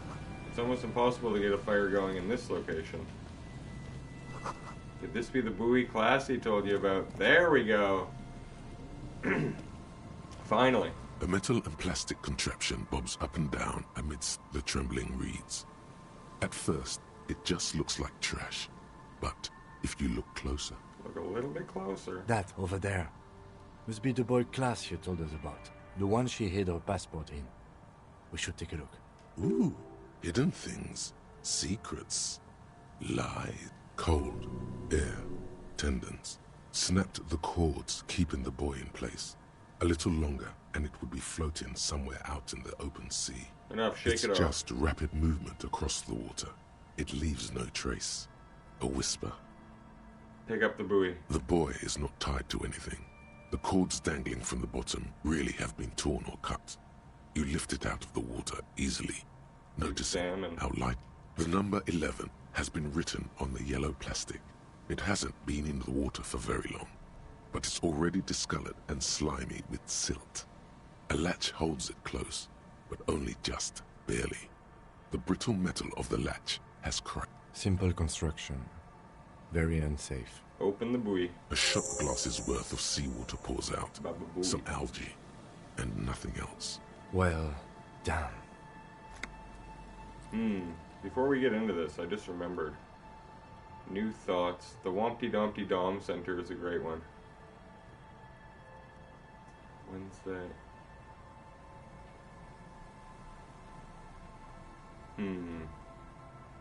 I think I am going to get one more thought open. I said by the end of this run I will have all my thoughts unlocked. But do I want to put the Wompty Dumpty Dom Center or the Lawjaw? I've been thinking about this a lot more. I'm going to do that. Bringer of the Lawjaw. We're lucky. A little longer it would have floated away. We still got here too late. There's nothing of use here anymore. No documents. Who do you think took them? I have no idea. This is a minor quirk, but we know what was in the buoy anyway. Or think we do. This is a small loose end, either way. Not important, I hope. Maybe Claudia took them herself? That may very well be the case. We should keep an eye on her. Nothing more for us to do here. Let's go. Leave the empty buoy. That sucks. I thought I was getting a passport there. Maybe it was Ruby. Fucking with our investigation. Alright. Well, I wanted to check that first.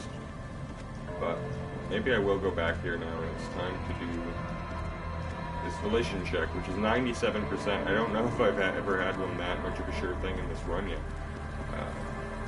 I don't even have to put on clothes, different clothes.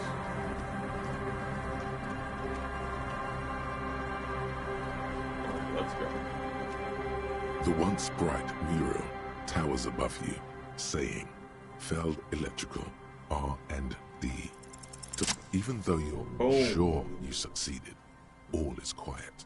There is no cold hand brushing against your forehead, no rustle in the reeds. The wind has died down. The ruin in front of you is silent as a tomb. What was I even attempting to do here? Trying to talk to the wind, the city. Whatever you thought would happen did not. And now you're just standing there in the pale of the morning with your hands fallen to your side. She could be anywhere. How do we find her? How do we? I was really hoping she'd be in the village. Okay. She's probably north of the village, and this place is a peninsula. We've already talked to the cryptozoologists.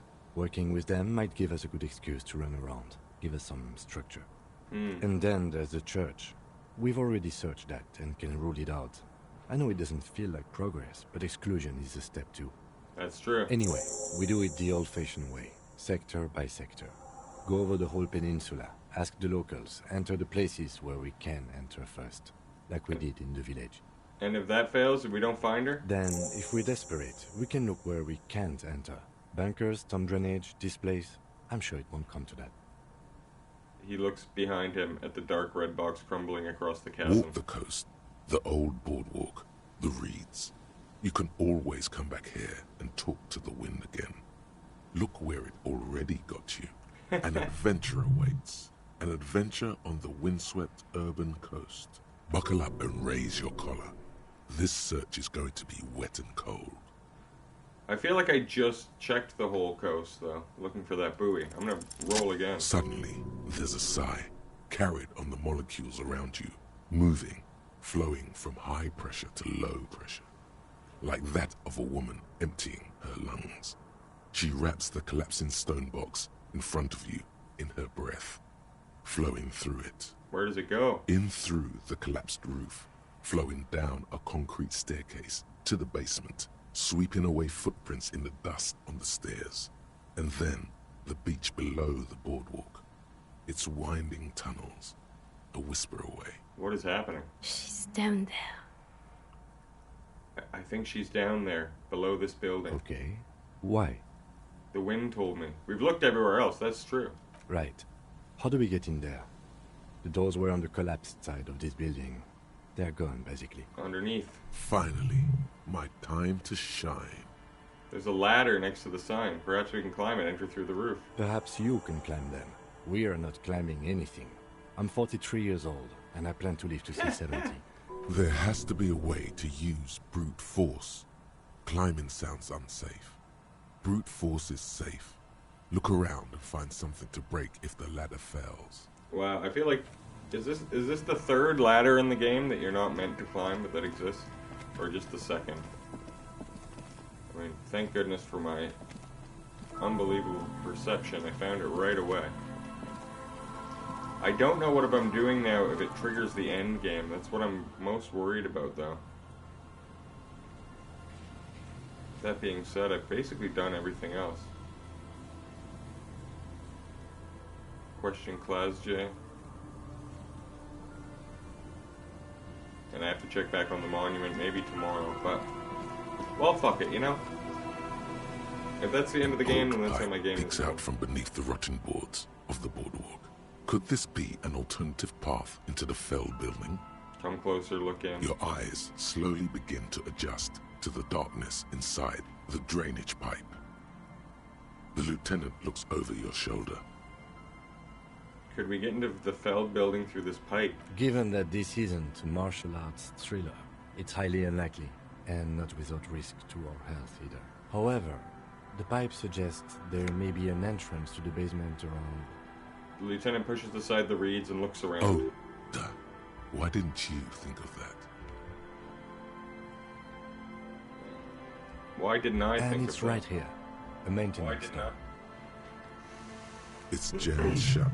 The subtle approach isn't going to work on this one. Oh yeah. Big boy time. This needs you to put your back into it. Broke into Kuno's apartment, broke into the communist apartment, broke bookstore door. The metal doors are heavy, and Double the flaking sixes. rust hurts your palms. But, together with the lieutenant, you manage to slide them open just enough to squeeze in. Good work. Shall we? Go in.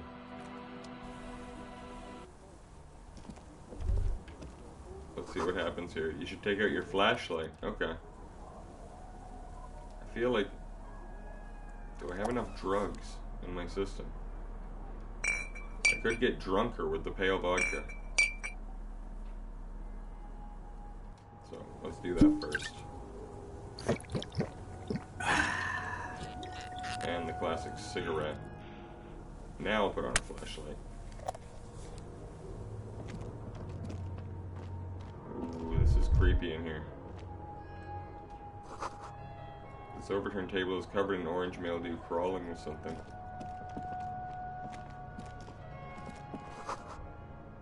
Antiquated office furniture, last century maybe? This office collapse nearly sealed the basement. One can barely squeeze by. But squeeze I will. Although, I didn't really want to come. I wanted to check the rest of the room there, but now I don't know how to get back in. Was this where I just came from?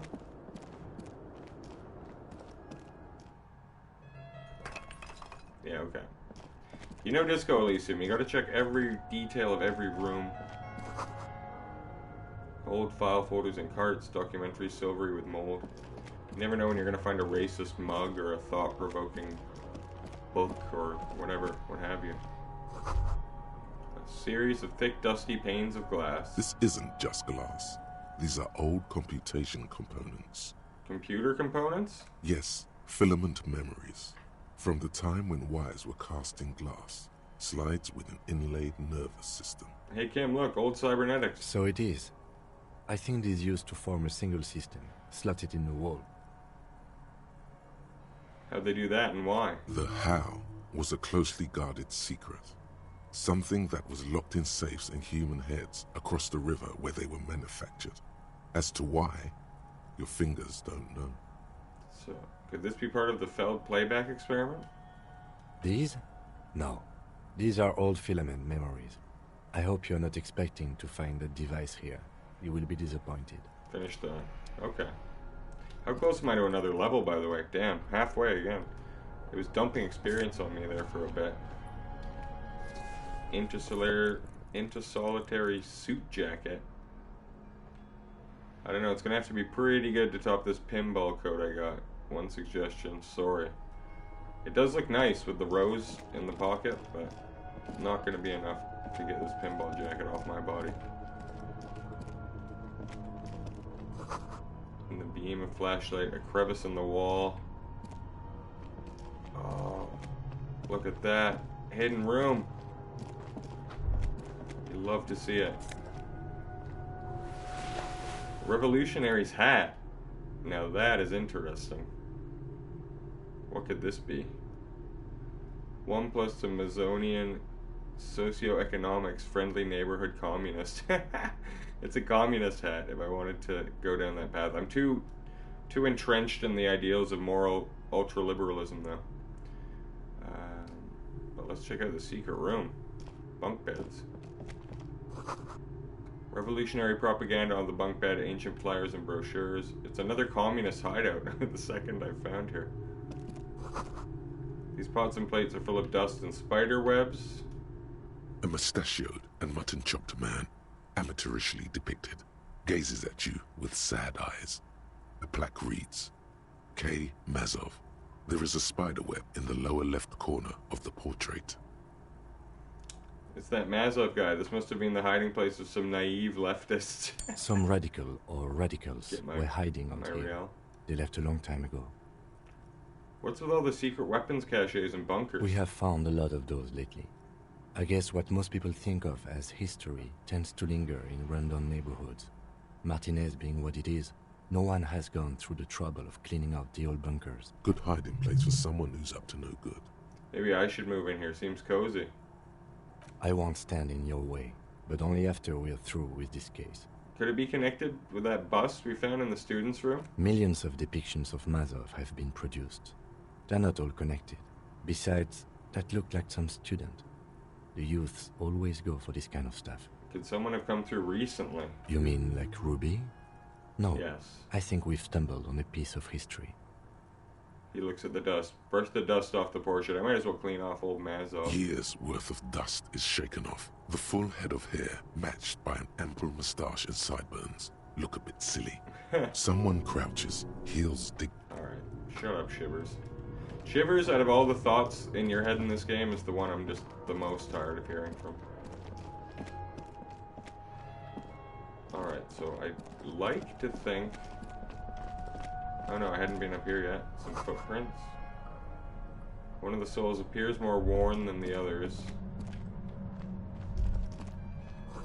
There's something in the air, an unnatural buzzing.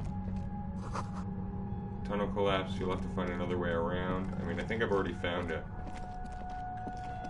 Just making sure I've got every last thing in here. It's getting louder, the buzzing sound. Uh-oh. This isn't good. There it is again. Like a swarm of hornets buzzing under your scalp. Lieutenant, do you feel something? Almost. No. What do you mean? A pain, a strange tingling? I don't feel it, but we should still be careful. There were footprints back there, and I'm pretty sure they were fresh. I saw them too, footprints with the right Looks soul. Looks like our suspect. If she's in here, we need to plan our next step carefully. What do you mean? Once we detain a credible suspect, Who knows what the Union and the Wild Pines will do? Will set in motion events we have no control over. This part of town is a fine clockwork puzzle. Disturb its peace, and it will start breaking down, uncontrollably. Oh, wow. Keep calm. Go over the whole situation in detail. We found out Everart's plan to take the harbor. Maybe we should tell Joyce about it? I leave that to your judgment. You already know what I think about cross-pollinating information like this. It's dangerous, but... He just can't be sure. Maybe it will yield something useful. We've checked the buoy with Class 2's documents. I want to hear her take on why it was empty before. Okay, why not? Whatever goes down might also affect her. The Union is watching her closely now. Not closely enough, you suspect. But still, good idea to visit her once more. Do you think whatever happens will affect our cryptozoologists? How bad do you think things could get? Well, we are not responsible for what we can't predict, are we? I don't think the entire city will be razed to the ground. If you can't predict it, there's nothing you could have done. We know what Joyce knows about the murder, but I may have other things to discuss. Yes, there won't be time for that once things go down.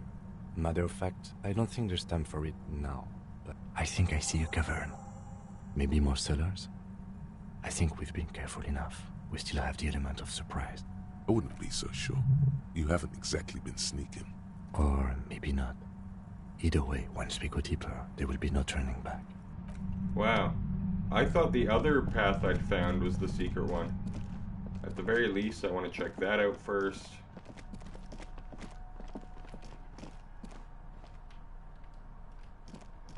I did think Evrart would have some sort of other side quest for me, so it sort of sucks if we do enter the end game and that's all I've left it off with Evrart. That is a bummer. Let's check out what's here. That's the window. Glass is covered with grime and dust. You can barely see out.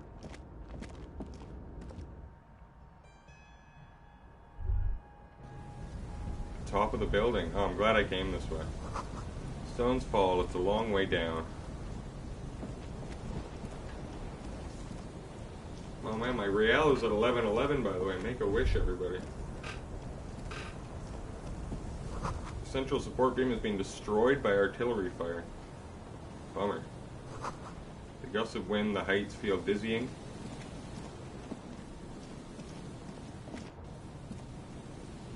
Well, is there nothing up here though? It's just a bunch of little conversation points. I can't go over to this building. How anticlimactic.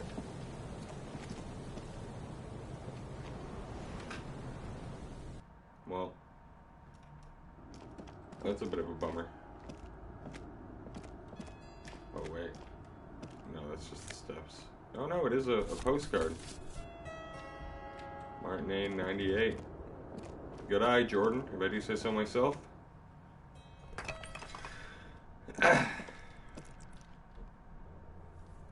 Look for Ruby on the coast. Union and cryptozoology business might end when you do. Yes, that is what I'm worried about.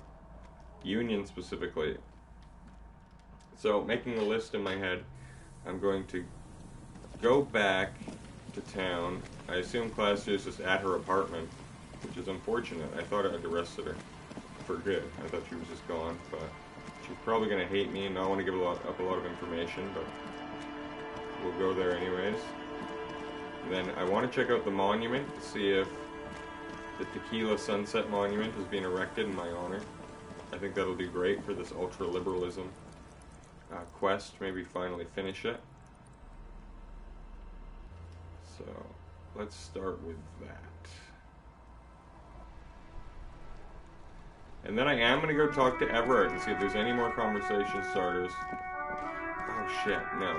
Sorry, the first person I should be talking to, who I completely forgot about, is old Joyce. Who actually... God damn it. They don't make it easy. As we know from earlier in this playthrough, she is now hanging out here, slumming it for some reason. But maybe I should just spill the beans on Evrart. We'll give me more conversation with Evrart You're later. back. Good. What can I help you with? Let's talk about the lynching, the wild pines, this boat. So I've been dealing with Evrart again. She's not even asking you anything. It's so easy to just say. This whole thing is a takeover. Is what you're about to say when a cold streak runs through your heart. Once said, there is no going back, Harry. Yes, there is still reality-based knowledge I can glean from her.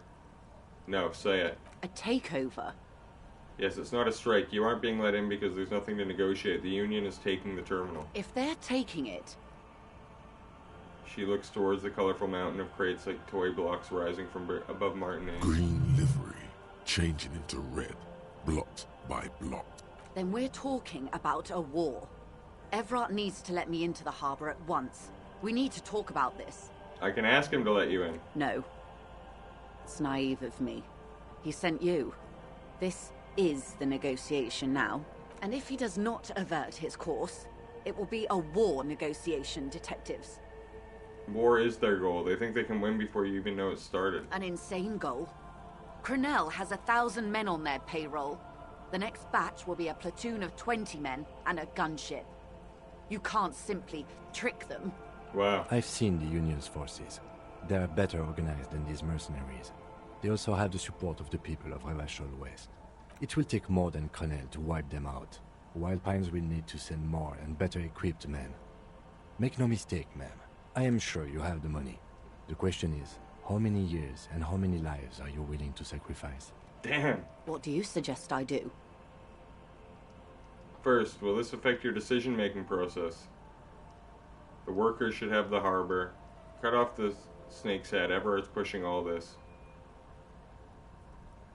Bring in everything you have. Wipe them from the face of the earth. Look at your wrist. It's apocalypse o'clock. Time to pronounce the dooming. I wish there was a disco option.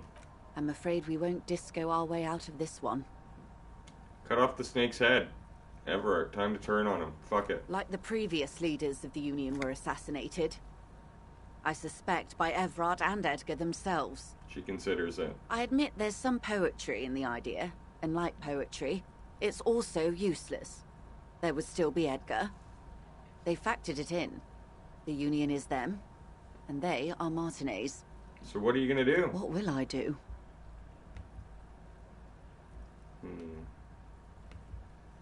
Her arms fall to her sides. Her spine relaxes. Did I ever tell you how they discovered this Isola? During our reality lowdown? You said you would one day. It may be the only break like last we've ever night. caught as a species. The last one for 400 years. Why? The nations who colonized this Isola called theirs Muindi, the world. It was all they knew, all they thought would be. That there would be something more was a gamble, akin to another world, or life after death. The Pale was thought to be impregnable, perpetual. Irene la Navigateur, the Queen of Suren, sent 8 expeditions, one after the other, into the mass at the edge of the world. 5 of the crews did not return. 2 did, but had lost their minds. Wow. 8. Is that a normal number? It was anything but normal. There was no precedent. People thought she was punishing the admirals, or had gone mad. Right. Until after years of trial and error, and the development of a strict psychological regime imitating the creation process of poetry, the 8th expedition returned sane and intact. They told of a new continent of matter. They told the Queen and her counselor, Dolores Day, that the Pale had begun to condense, day after day, hour after hour, minute after minute, slowly raining down until it formed a vast ocean. The air is cold and scented with petrichor. There are rain circles on water all around. Humidity crawls up your back like a piano trill. Put your hand in the rain. So does the lieutenant. His mouth is slightly open as he looks to the sky. The droplets feel warm, like spring rain. This ocean? The phenomenon has never again been encountered. For a time, the crew thought they were experiencing a hallucination. The mass hand proclaimed, Lancielinde, Lancielinde, the signal to wake up. But they could not. They were sane and conscious, as islands began to appear on the horizon. There are 78,000 uninhabited islands in the Insulindian archipelago, officer. The freckled face of God. She smiles. Après la vie, la mort. Après la mort, la vie encore. Après la mort, le gris. Après la gris, le monde encore. I wish I knew what all that meant. On the second day, a great skua was shot down above the flagship Lézargique. The bird was preserved and brought back, along with pollen. She looks to the sky, then back at you. 4 years later, the Queen's Counsellor was proclaimed Her Innocence Dolores Day, the elected world spirit. The age of humanism, internationalism, and parliamentary rule followed. We were high. And this was the last break we got? The nations of Mundi proceeded to discover 5 more Isolae. Or they discovered us. All in the rush of the great inter-Islary reconnection. But these others weren't uninhabited. We had to kill people there. Wipe out indigenous populations. Gunboat economies. Or they came to do the same for us. Or had done to each other. But here... She spreads her arms. There was no one but the skua. The Liliat Sea. And the Blood Beach. And the River Esperance. It was the new world. The Mondials used it to amass the greatest concentration of wealth mankind has ever seen. Revachol, the suzerain. Well done, suzerain. But what was done exactly? Revolution, the rise and crash of capital, international intervention. Leaving us here? On Caillou, the Pebble, the largest of the fertile uninhabited islands of the northeast Insulindian archipelago. 4 centuries and 2 revolutions later. It's raining. It is. As in I'm bored. Soon it will be spring and everything will blossom. The gangs will run wild, jacking motor carriages, ferrying amphetamines through Coal City. Spring is tough in Revachol. What will you do? I will surrender Terminal B to the Union. Is that within your means? She puts her hand in the rain. She's silent for a second. We will see. Ma'am, this may well unravel property law this side of the river. If that occurs, we may never see the end of this kind of confrontation. The next time there will be 2 strikes, then 4, then 100. Wow. What happens will happen. She takes the end in her rain-slick hand and starts untying the knot. The age of capital has only begun.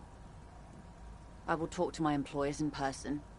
We will amputate and cauterize Martinez. If you handle the situation on the ground. You're going now? Yes, Mr. Clare has a 2-month head start. I can't let it grow any bigger. And I've exhausted all my options from here. Well, this is either let her go or take this roll. It's not going to let me put on some clothes. I'm lucky I smoked at least 42%. Fuck, it's not even 50. Alright, let's roll. Forget about that. What was that about the age of capital only beginning? You need to talk politics with this lady.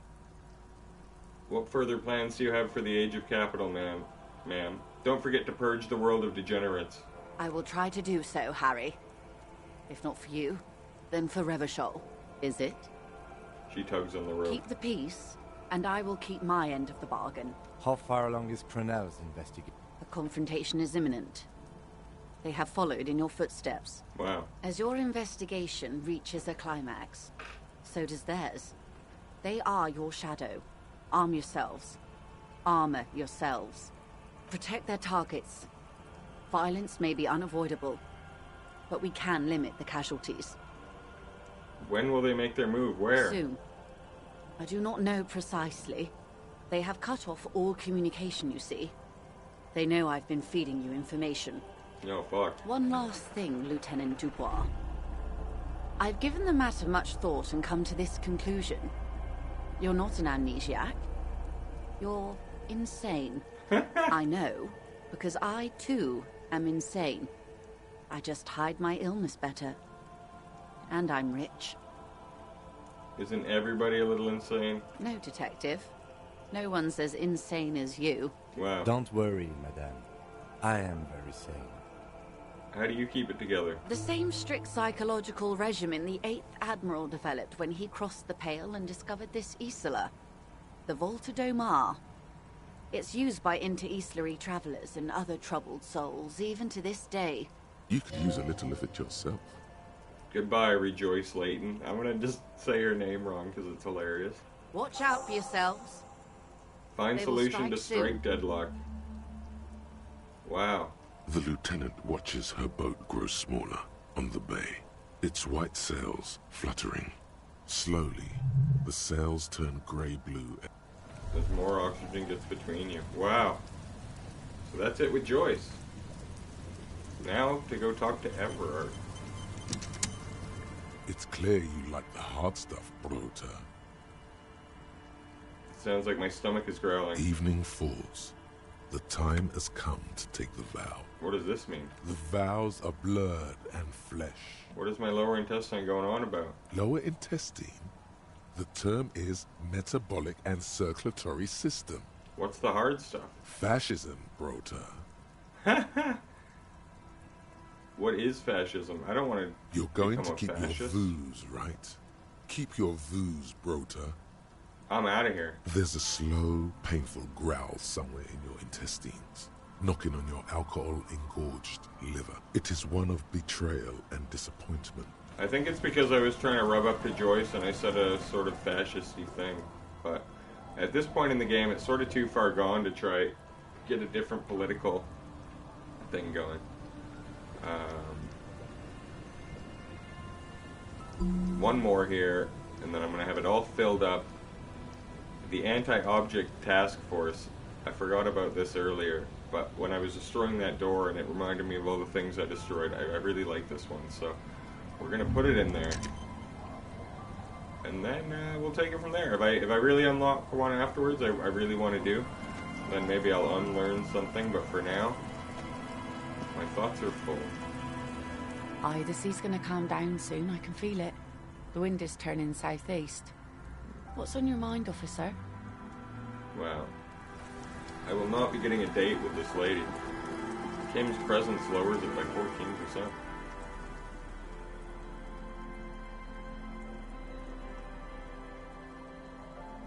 So, unwittingly, I've been talking about wanting to do another quest for Evrart this whole time. I just accomplished the secret one. Got her to just submit.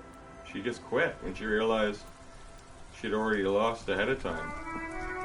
And so, it looks like I've had a pretty big part to play in Evrart's sort of success, or maybe he had everything figured out already. Sort of is like an evil genius. My monument here is not complete quite yet.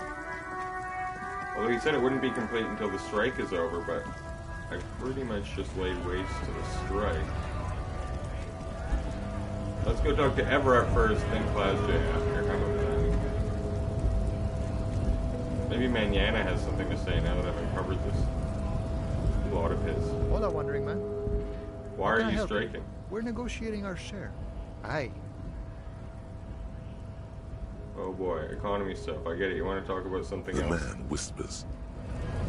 Okay. I know you're not even really striking. I like once you knock out Measurehead once, you have no reason to talk to him for the rest of the game.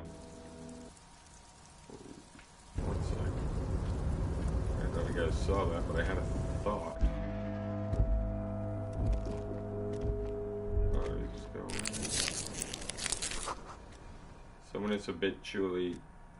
Someone is habitually chilling next to the radio. What?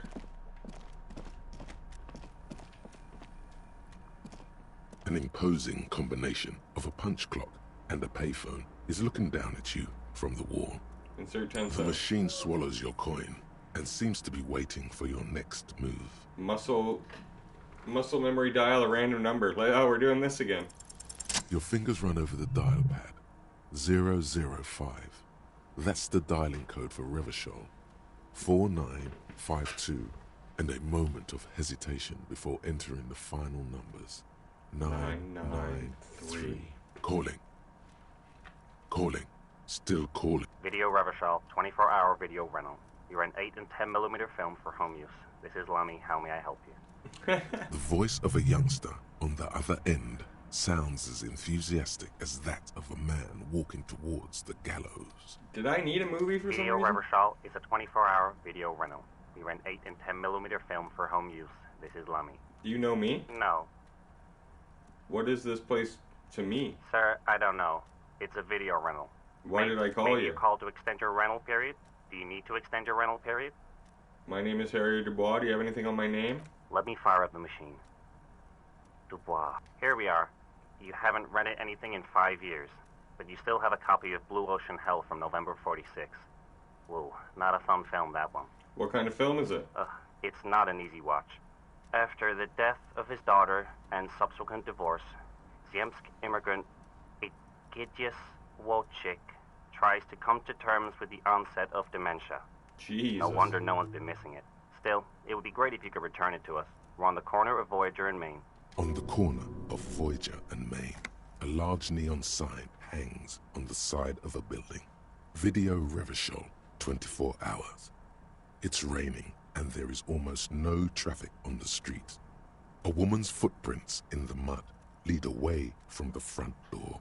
Tiny heels tiptoeing down the road. Beautiful steps, light-footed with a lifetime ahead of them. You look up and the air seems to grow darker. The call is terminated by the other party. You're left with the discomforting sound of the disconnect tone. Wow, I wonder if I just fucked up if it was possible to rent a movie, but at least I got 5 EXP out of the deal. After that last level, I'm still nearly halfway to another one.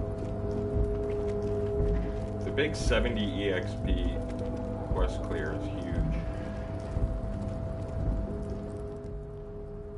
I'm gonna talk to Evrart here. I want to make sure I'm high as a kite for when he starts challenging me and prodding at me. Get double drunk. Get the pills in.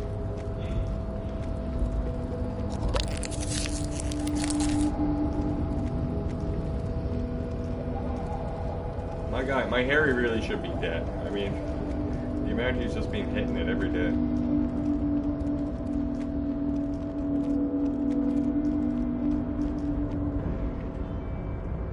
Alright, this is it. Let's go talk to Evrart. Let him know that he's won the war, essentially, before it even began. So, the ship has sailed. Did you see it? I know you did. Tell me, what did it look like as it grew smaller and smaller when that mainsail dropped behind the horizon? There's a mean little light in its eyes. Did it look like a germ? Did it look like a piece of bacteria? His tone is totally different now. The jolly man of the people is gone, and so is the smile. Wow. His jaw is clenched, and his quadruple chin is quivering with hatred. This is decades of hatred speaking right now. Yes, it sort of did look like that. A bacteria growing smaller and You smaller. wanted us to relay all this information to her. Lieutenant cuts That in. this is a takeover? That I want a war? God, I hope you also told her about the drug trade. They absolutely hate getting their hands dirty with that. You can kill 1 million people, but if you do something the police doesn't like, well, then you're out of the yacht club. Goodbye, you inhuman fuck. Now I know why you've been so forthcoming. So this was your plan all along, for me to relay information to her. Harry, I can't see into the future. We are all playing by ear on this planet. I had no idea she'd react so strongly. But you did want me to relay info. I did. I knew the negotiations would go better with police officers telling her horror stories from inside the harbour. It's scarier this way. Turns out it was a magnificent strategy. I never thought it'd so fundamentally fuck her up. Now I know why you've been so forthcoming. No, Harry. What we have is real. We're working men. This here Points to is his chest. real. Then points to you. In there, under pillows of winter fat, his stress-ridden heart still beats furiously. How do you know she left? That's wild how you got me to do all that stuff. Thanks for letting me play a part, Evrart. I'm gonna say that's wild. Harry, you made a conscious decision to relay that information to her. You could have kept it for yourself. But she said she's insane, like me. She's not insane. What did she tell you? His expression betrays his extreme skepticism. She has this sentimentality and longing about her. Heh, she's a sentimental alcoholic. They all are, Harry. Never take a drop and you'll be 8 laps ahead of the upper-class winos, just like old Mr. Clare here. Try it. You'll be a real super detective. Fuck off, I don't drink more than anyone else. See, this is what they want us to do. Suck on that sugar and wine teat until we're insane like they are. You've got to be smarter than that, Harry, or you'll lose. You use my intellectual curiosity against me. Against you? Oh, Harry, I'd like to think I used it for you. She told me a beautiful story about the discovery of the insulin. Of course she did. Rich people have the best stories. About all the interesting things they've done and seen. All the beautiful places they've been to. It's just sentimentalism. She can afford to be sentimental, and she can afford to lose as well. So what's gonna happen now? What was always going to happen? We take the harbour, and she fucks off to Ozon, uncorks a bottle of wine, calls her partners, and says they need to distance themselves from this nasty business before the big shit spinner splashes everyone. Only difference is the Union doesn't have to lose 2,000 men to machine gun fire.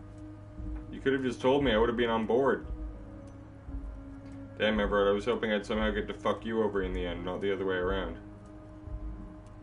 I have a bad taste in my mouth. You better make sure this ends up saving lives. No, I'm gonna say I wanted to be on board, because, yeah. Harry, when I need to tell people, I might as well do it myself. That's why I like initiative, and inspiring initiative. It's more natural that way. You knew something big, and you wanted to see what happens when you tell someone. So you told her. Anyone who's ever been close to power will tell you, inside information is the sweetest thing in the world. It's better than money. It's better than pussy. Money only makes you special for some salesmen. Pussy only makes you special for yourself. Information makes you special for all mankind. It's the ticket to history. Wow, what a speech here at the end. My thoughts exactly. Right on, Harry. What you did was participate in history. When history calls, you have to pick up. You had no choice. None of us ever do. A hard disco cop like you, I knew you weren't one to resist temptation. You know what, Detective? I am going to leave this out of my report, and I suggest you leave it out of yours, too. Just look at the 3 of us. The 3 careless boyaderos. Good times. Good so times. What the fuck now? Spread your arms. Now we let bygones be bygones because there's work to do. For me and for you. I suppose there was a reason you came here, so let's have it. What can I help my best friend and comrade with today? Have you ever heard about the Horseback Monument being renovated? Ah, yes, I was informed. It seems to be a big undertaking. What are you hoping to achieve with it exactly? Who told him it was you? I'm giving an ordinary folk a hero they could believe in. I want the people of this town to understand my net worth. Show him the stock certificate. Interesting. This is a small fortune waiting to be claimed. Always exciting to see promising businessmen rise up through the chaff. I'm glad to see you making headway with your endeavors, Mr. Dubois. I look forward to seeing the end result. Is there anything else on your mind? Ah, yes. I just want to see what else. I want to give them a folk hero to believe in me. A vanity project?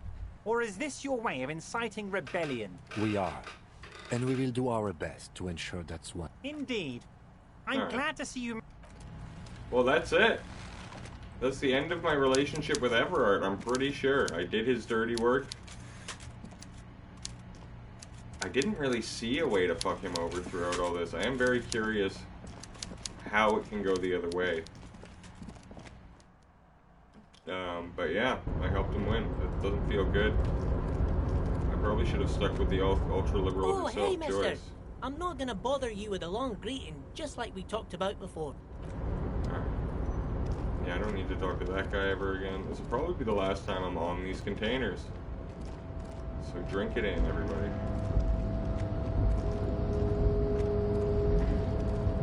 I don't have any reason to talk to the mega rich guy. The insane net worth.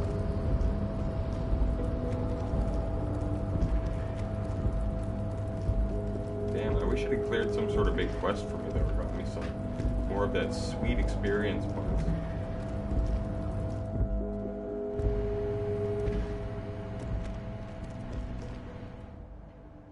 Keep going. Almost out. I know I've said it on a couple other videos, but why there isn't a fast travel point to Evrart makes absolutely no sense in my mind.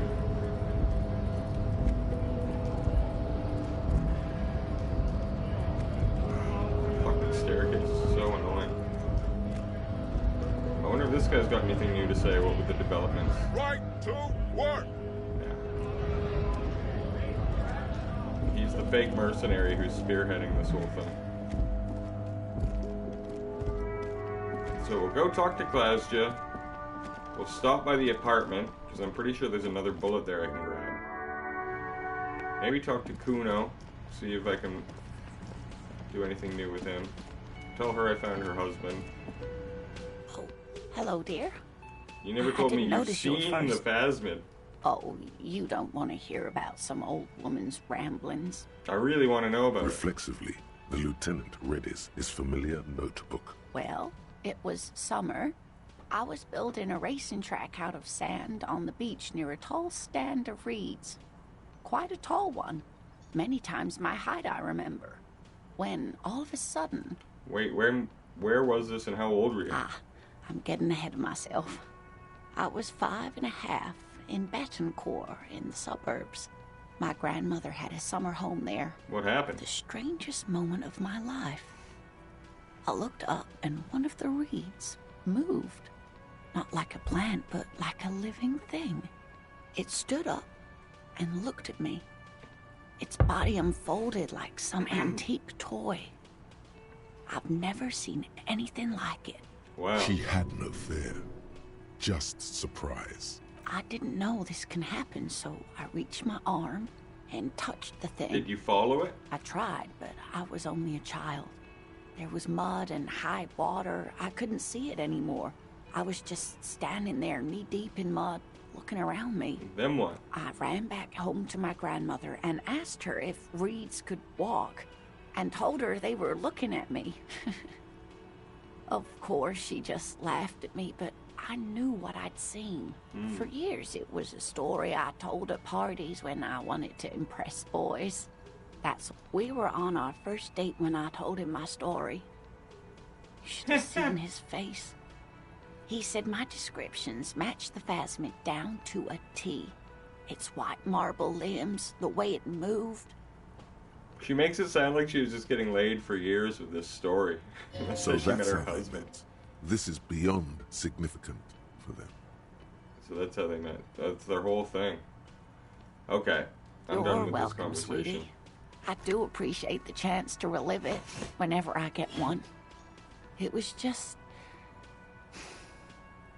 And she could get up and walk right into the reeds. Alright. I'm done. I don't really care about that side quest. There are a few side quests in this game I really enjoyed a lot, but that is just not one of them.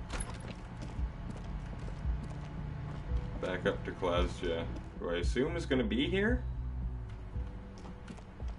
But maybe not, I don't know.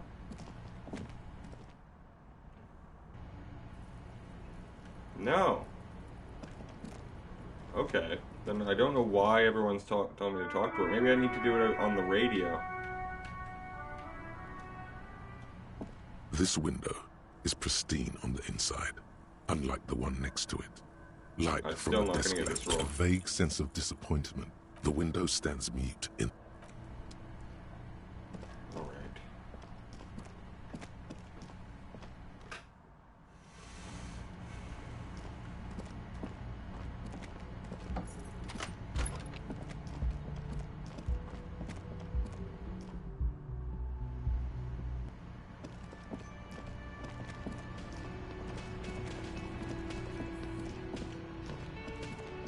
Who is this guy again? I know I've talked to him before. It's all about the money, you know. Oh, right. I wish some... That's all he's ever said to me. I wish some dialogue choice opened with him now that I'm a fellow ultra-liberal like him. Can I try this again? I know I've failed a few times already. You see a set of tire tracks in the... My visual calculus is just dog shit. Kuno, how you been, buddy? Fuck does Kuno care? Talk to Kuno about his shack. Good call, Pigmice. Yeah? Yeah, whatever. The fuck about it?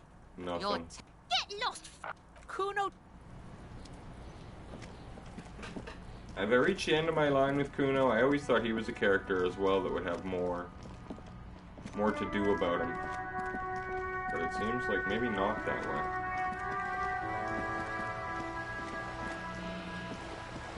I've only passed 2 hours of game time since starting this new day, but I feel like I've had a lot of conversations, a lot has happened.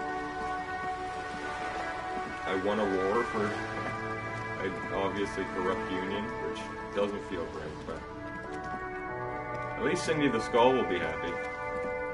She'll probably celebrate my victory. Go in here again, or is this locked? No, I can go in. Nice.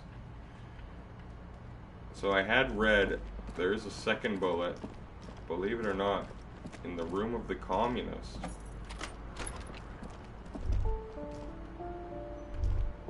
Alright.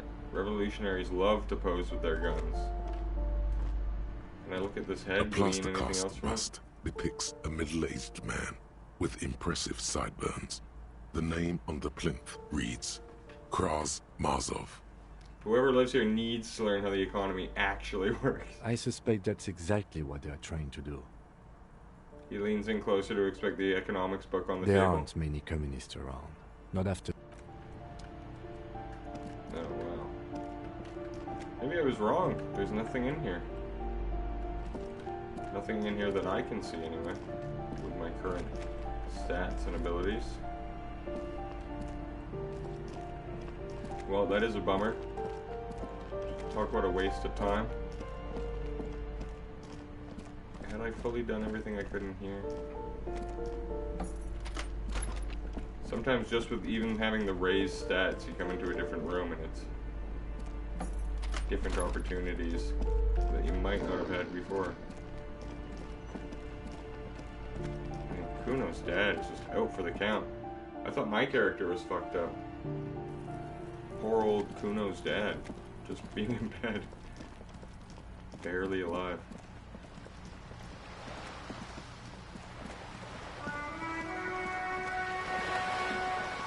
So I'll give the old run around here.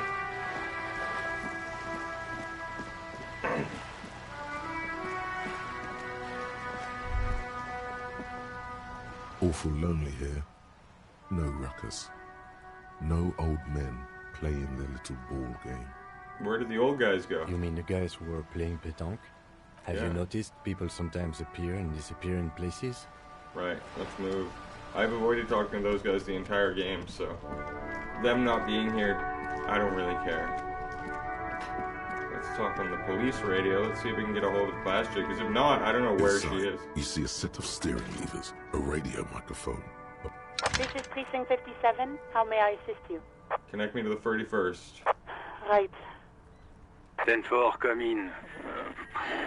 Fireworker, over. I'd have to report that I found my badge. 10-4, sir, glad to hear that. I'll write down that there is no need to issue a new one to you then. Big one. Feels good Big to win. get that off your chest, right? Celebration with beer. I have successfully located my 9mm pistol. It's on me and I won't lose it again, I promise. 10-4, sir, roger that, and very glad to hear it. I will make relevant changes to the report. Personal details I'd like to discuss here. 10-4, sir. Sorry, but I'm under orders to give a negative to request for personal information. You can't tell me about me? 10-4. Orders as... Alright, roger end the that, call. 10-10, over and out. Pick up the radio. Precinct 57. I want to talk How to may Sylvie again. Just a second. I feel like maybe she had access to Be my light on the line for you, the officer. garbage outside that I've been trying to solve since day one. Yes. Hello? Hey Sylvie, it's the police again. Oh, great. What else do you need, detective? Do you want to grab a cup of coffee sometime? No, absolutely not. Oh. That came so fast, you can't but wonder what else she would be good at. Yes, what she would be good at? Baseball, ring-a-bell quiz shows, catching keys in the air, petting an angry cat. You quit your job at the Whirling. Why? You mean, why did I leave the bar? Wait, aren't you comfortable Honestly, discussing it with me? Let's just say I left because I needed to get away from someone. Get away from whom? Is it me? You know whom. You think you hear a sliver of accusation in her words. Don't be paranoid. She's obviously talking about someone else, not you. You mean me? I really don't want to talk about this. Let's just forget about this, okay? Okay. Maybe, I don't know. All right. Anything else I can... I'm done with all this. Here we go. All right, yeah, so I did a quick Google. It turns out, now that I've arrested Class J, she is just off the map as a character. Like, I sort of thought. I was surprised that it's even still a quest point given to you after the fact. I don't have enough money to buy this guy's shit, unfortunately. I don't think I ever checked over here. What's this tree? The hawthorn tree on Rue de Saint-Gilles Lane. Bronze-colored ribbons of magnetic tape are caught in its branches. Just like promised, you've stood here for what seems like eons, guzzling the sickly fumes of lorries and carriages. Piss off, nature, punch the tree. The hawthorn tree is not an inanimate object. It is a living thing. The thunk against the bark echoes with discontent. No, whatever. At first, the destructive urge felt exhilarating, as if it added something to your persona. But the feeling swiftly receded, leaving you with a sad emptiness. I really did think it was going to add to my list of things I've punched. The gnarled hawthorn tree on Rue de Saint-Gilles Lane. Maybe I'll feel better if I pat the tree. The hurt feelings of the tree are not alleviated by this sudden display of care and emotion. You manipulative bastard. The younger stems and branches are adorned with sharp thorns that scratch your hand. The tree hurt me. Whatever. This barely registers as damage. Let's disentangle that tape. With slow and deliberate motions, pulling, bending, and unraveling, you manage to extricate the magnetic tape from the branches. It curls up into a mess inside your pocket. If only you could find a way to re-spool it, so that you could hear what's on the tape. Alright, I'm trying to make his tape more hardcore. It's for Egghead. I promised to make his Van Eyck's gem hit a bit harder. Maybe this tape will help. How? It's broken and unspooled. Do you think your new buddy knows how to fix it? He has to. He's the master of ceremonies, after all. Yeah. I'm sure one of them knows, Ravershead knows how to fix a broken tape if they want to set up a nightclub. You could also get it fixed at the pawn shop across the street. We shouldn't waste our time. Okay, maybe I'll try that. He might... As for this tree, you can sort of fuck off, I guess. What's up there? Footfall within, not human. Only a dog and no more. There's just only a dog living up there? That's sort of sad. I hope we've got some food.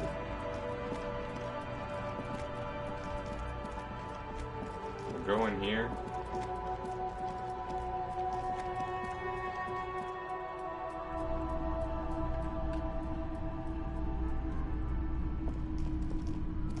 Hello, hello. Let me know if I can help you with anything. Right, by the way, for those who don't remember, that light is my property. Property of the Disco Cop. Which I bought with 1/20th of my humongous net worth. Hey, do you know how to fix this? Show him the bundle of magnetic tape. You mean re-spool it? Yeah, I do, but... Great, could you do it please? It's very important. I need to be able to play this tape for someone. But I'm not some Mr. Fix-It. I'm a pawnbroker. If you want to pawn the tape, sure. Although it looks pretty... worthless. What? Just explain why you need this so much. He's bound to understand. Worthless. It's not worthless, Roy. They could be the next big thing for the local dance music scene. Huh? What do you mean? Do you know that old church down the coast? Yes. What about it? I helped some young ravers turn the place into a nightclub, and they play these weird neo-disco beats there. Is it any good? The music, I mean. No, that's the thing. You can't believe how unbelievably thin the beat is. There's nothing to get at the bass. It just goes... This tape could make it hardcore. Man, You're really invested in this. He looks at the bundle of tape in front of him. It shimmers under the shop's dazzling light show. Okay, I'll help you out. It's going to take a moment, though, so just sit back and relax. All right. You take some time to look around the store. The play of visuals all around the pawn shop is mesmerizing. Suddenly, Roy turns back to you with a reel of tape in his hand and coughs. Well, thanks for the help. Proceed. Yeah, Take the repair my tape. pleasure. I'll do what I can for True Passion Project. Sure, let me have a look. I'm gonna sell anything I have else to you're pawn. thinking of selling? My magnetic dice I bought for much more than that. The antique gun I could pawn because it's really got nothing. I've sort of used it for what it's good for. So I will take the money because I am a bit low on actual money. All I have is my tremendously high net worth. Photo of a happy couple. Fuck it. Alright. Another time, perhaps. I hate to imagine how crazy some people go watching the dumb decisions I make in the moment, not knowing the implications further down the road in this game. I think I have a thought unlocked here. Is that what that is? No. Or I just have a new one that I can... Oh, the Insulindian Miracle, right. Well, I don't really care for that. That's not my kind of thing. So now, I didn't even realize, I'd sort of forgotten about that egghead quest on the back burner. I'm going to talk to Gart, see if that conversation I have with Sylvie locks in anything loose with him. Then I'm going to go see Egghead, give him the tape, then we'll have the showdown with Ruby. And at the end of that Ruby showdown, I think I'll have to call it a stream. Hey, was there something you needed? I saw another thing at the Whirling. Another thing? Great. I love those. What would I tell you if I got into the back room behind the blue steel door? Oh, okay. Well, I did hear you make noise back there, so good for you. He's really holding himself back here. Clearly. It takes a lot of willpower not to ask. Obviously, he's been wanting to know what's behind the door. Are you going to ask me what's behind there? Okay, what is back there? Pinball machines, a pinball workshop. Ha! I knew it.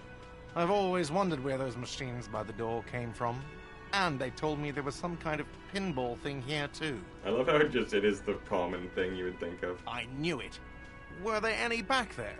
In working order, I mean.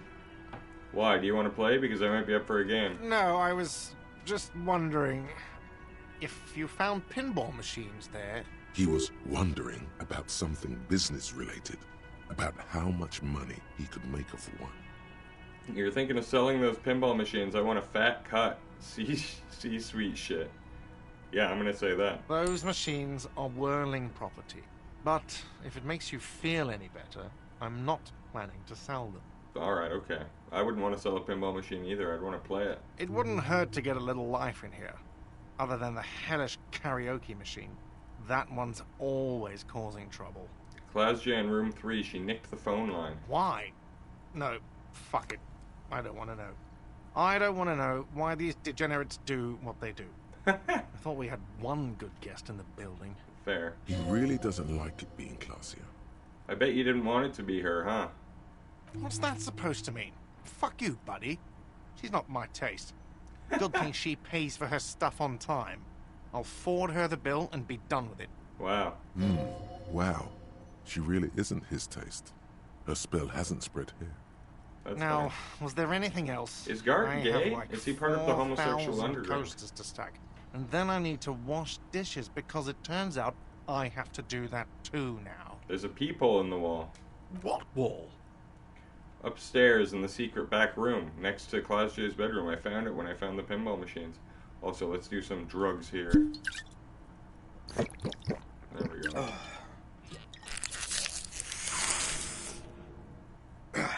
I'll have it fixed at once. Thank you for letting me know. I assure you, the Whirling does not abide spying on its guests. Seems like you do, though. Sorry, one sec. I just want to see. I'm 20 away from The color has another drained level. from his face. What a shame to fix such a good peephole. couldn't you keep the hole there? What if there's some hotties in that room? Absolutely not. That would be idiotic. I have no idea why you're even saying this right now. I'm accusing him. In your defense, neither do I. Are you sure you haven't been spying? Absolutely not. Fuck you for even implying it. It wasn't me. It wasn't my stuff. The establishment will look at it and ascertain what it was. Okay. Well, he's definitely not lying. He wouldn't endanger this business like that. That's fair. Sir, he was only asking a question. It's his job and mine. See that it's covered. Yes, I absolutely will. Thank you. I'll patch it You've up been notified. personally. Was there something else about the Yes. Something else to talk about? Need Do a I drink. have a shake? He sounds irritated. Am I wearing... Am I've I done this smart? with- Because I... What you want is a goddamn drink. How is that so I want a fucking hard drink, to asshole. understand? Well, you're not getting it! Asshole! This is a thoughtful exchange, but can... Alright. Well, I did get some new stuff out of Gart. Let's see if I can pass this guy's skill check this Again? time. I can't believe this shit. I know I can raise my spirit to corpse. I just don't know what this guy... He's clearly a cop, but I don't know if they're watching me specifically or if they have other stuff to do. So I'll put on that. And by the way, I don't know what this glitch is with my attire. It looks so weird. Spirit to corpse and shivers, actually. That's even better. I think that's it. The hat, the RCM cap should really give you spirit to corpse and authority, if you ask me, but... Wait, what was that? Inland Empire, oh no. I only have jackets that give this, unfortunately. But the one extra point should do the trick here, let's Again? see. I can't believe this shit. You know what it is. It's like the two of you know each other. Just ask him. Tell me the truth, do you know me from somewhere? Oh, I definitely know you from somewhere. What the fuck's that mean? Another life. From where? From another life? Yes, from another life. A different life. Maybe the life of a police officer belonging to the ranks of the... He pauses. To what station do you think you would belong in this alternate and totally fictional reality? 41st. Okay. That's plausible. That's entirely plausible. Now we're really getting somewhere. He gives you a long, meaningful look and adds... Somewhere good. Let's talk about more of this hypothetical Station 41 you mentioned. Okay. So what would our relationship be in the alternate universe? Let's be crazy. Let's say you and I are partners. How's that for a thought experiment? You seem like a bit of a drag, no offense, but I could do better. Kim's cooler than you. I'm sure he's fucking flattered. But Kim is not part of this thought experiment. In this one, we're partners. The lieutenant is silent. You seem like... No offense, you seem like a drag. I could do better. None taken, my friend. None taken. Let's be honest. There's been some purely fictional talk in our imaginary station in regards of who'd even be worthy of your partnership. That's good. And the conclusion is that a man with your caliber should form his own one-man policing unit. Anyone else would just slow you down. Do you have a crime to solve? Oh, no. You see, I enjoy watching other better cops solve crimes. And let me tell you, it's been quite a privilege seeing you work. Hey, I'll take that. This isn't helping. Who else is in our imaginary police station? You're not going to believe this, but... police officers. Wow. Yes, sir. Solving crimes, locking up bad guys, and get this, and not getting that drink on at 2 o'clock. Just some regular boring motherfuckers in suits and uniforms. Nothing spectacularly extravagant like you, the far-out son of Lung. Who is the far-out son of Lung? Oh, it's you eccentric genius. I mean, with your unorthodox approach to police work, it has to be you. Want me to tell me more about him or her? Not even a little bit. It's an urban myth about an officer who is so far undercover he can't remember who he is. As I said, just an urban myth. You are not the son of Lung. Maybe I am the son of Lung. Neither can I, partner. Neither can I. Oh, please have that be a thought about the son of Lung, because I love that idea. Okay, the man with the sunglasses and his hypothetical Station 41. Weird. right? I guess it's super weird. There's something missing here. Something you can't put our finger on. You know what? Just ask him. I know it sounds crazy, and you'll probably get laughed at. But still. I should just see if we're from the same station. That's what I was thinking. Just cross. Even though it's not true. Again? I can't believe this shit. Look, I just have to ask, are we from the same police station? I'm going to say no. Just to see what you'll say to that. Okay. Okay? Jean, he said okay. Okay. I was clearly wrong. He is a firefighter, male nurse, animal control agent, something of... Alright, well, fuck. Now I'm 5 points away, I'm pretty sure, from a level up. I was hoping I would get it there. But not to be. Alright, so for the second time in this game, I need to get these meds.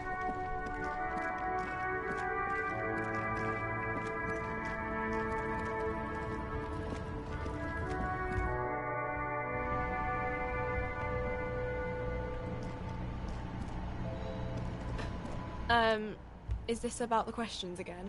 Because I don't really know anything.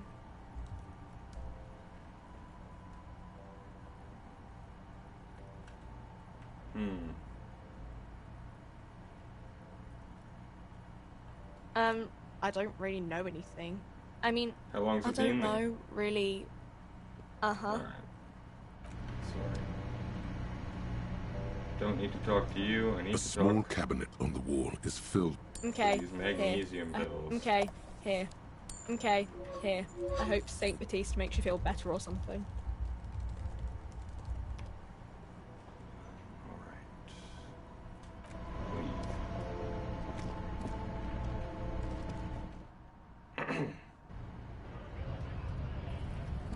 Put my morale up.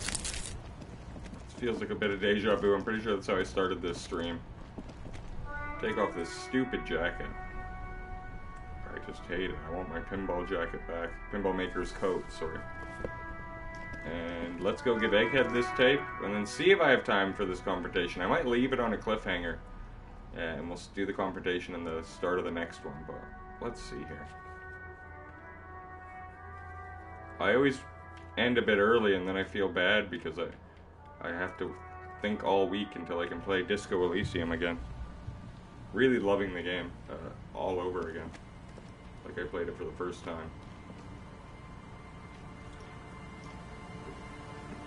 And it sort of is because so much of this stuff I never did in my first run. I never ended the conflict with the Union. I never got these ravers in here. I really just fucked up the game on my first run. Now that I think about it. Yes? What did the 41st send me? Oh, right. If I put my logic through the roof, I should be able to unlock that. But first I'll talk to Egghead. Delorian Church! The place to be! Make some noise, my church people! Vibrations thump through a hawthorn tree on Rue de Saint-Gislain. He stands on stage behind a table, nodding. That's where I heard about the is hawthorn empty. tree. Cables run hither and thither. On one side, you see an auxiliary line in with the number Found this reel of 4.5 tape. Maybe you written can use it to next hard it. up 8's jam. Yeah! Remix time! Tape goes here, into deck B. He clicks a switch, the tape The starts hand spinning. on his ear, he listens to the audio through his headphones and shouts. Wow! Did you get this from Arno himself? A great excitement is bubbling to the surface within him. This is big. No, I found it tangled up in a hawthorn tree. Listen, I'm just going to show it to you. Ready? Ready. This is awesome.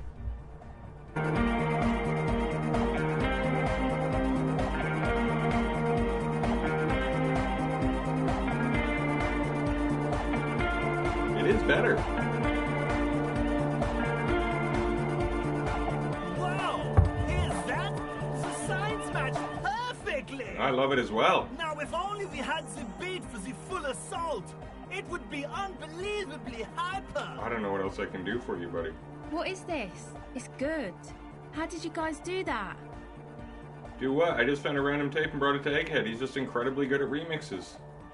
Yes, but what if Van Eyck based his remix on some forgotten local melody, like a folk song, and you just found the original piece that inspired him to create this jam? That would explain why it fits so well. Nah, to me it sounds like classic Van Eyck. I don't think he needs any inspiration from folk songs. Maybe he lives in Martinez and just threw away part of his song because he thought it wasn't good enough. I think it's just happenstance. Chaos in action. Contingencies of our limited existence. That and Egghead's fantastic talent. Noid's right. Egghead's technical talent is the key.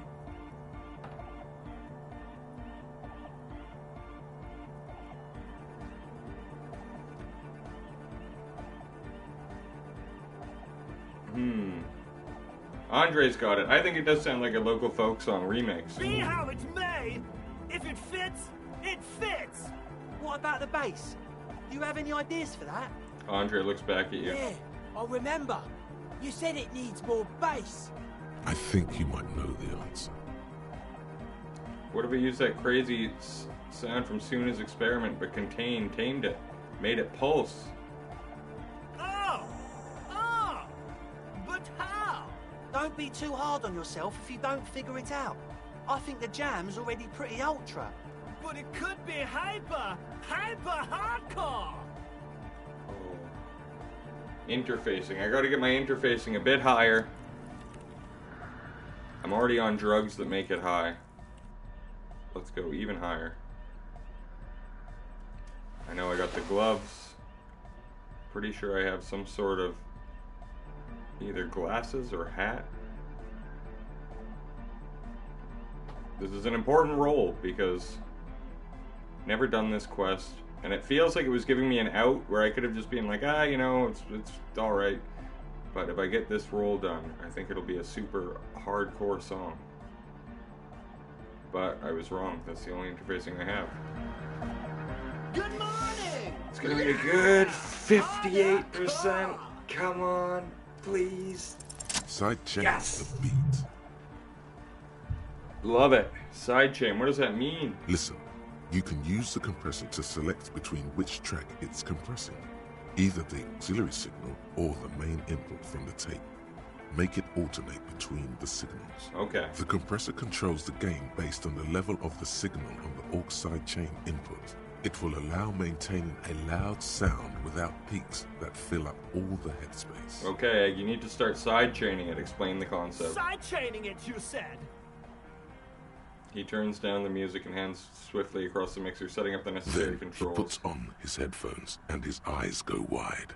Wider than they've ever gone on drugs.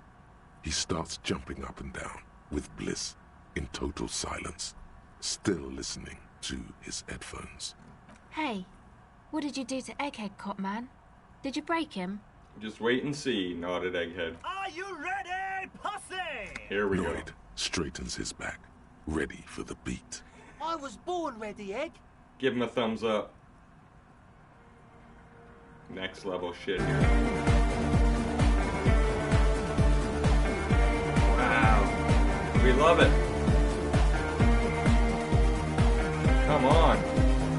That is hardcore. To the max.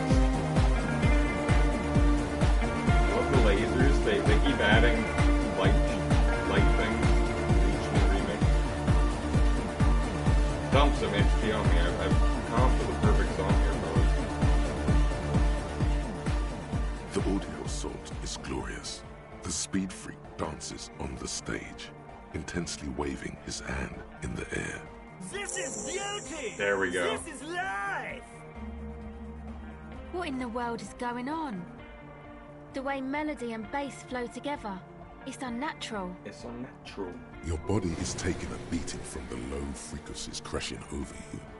It's making you feel alive again. This one is for the anodic generation. Introducing the ultimate sound! We have tamed the sound, made it our own. God damn it.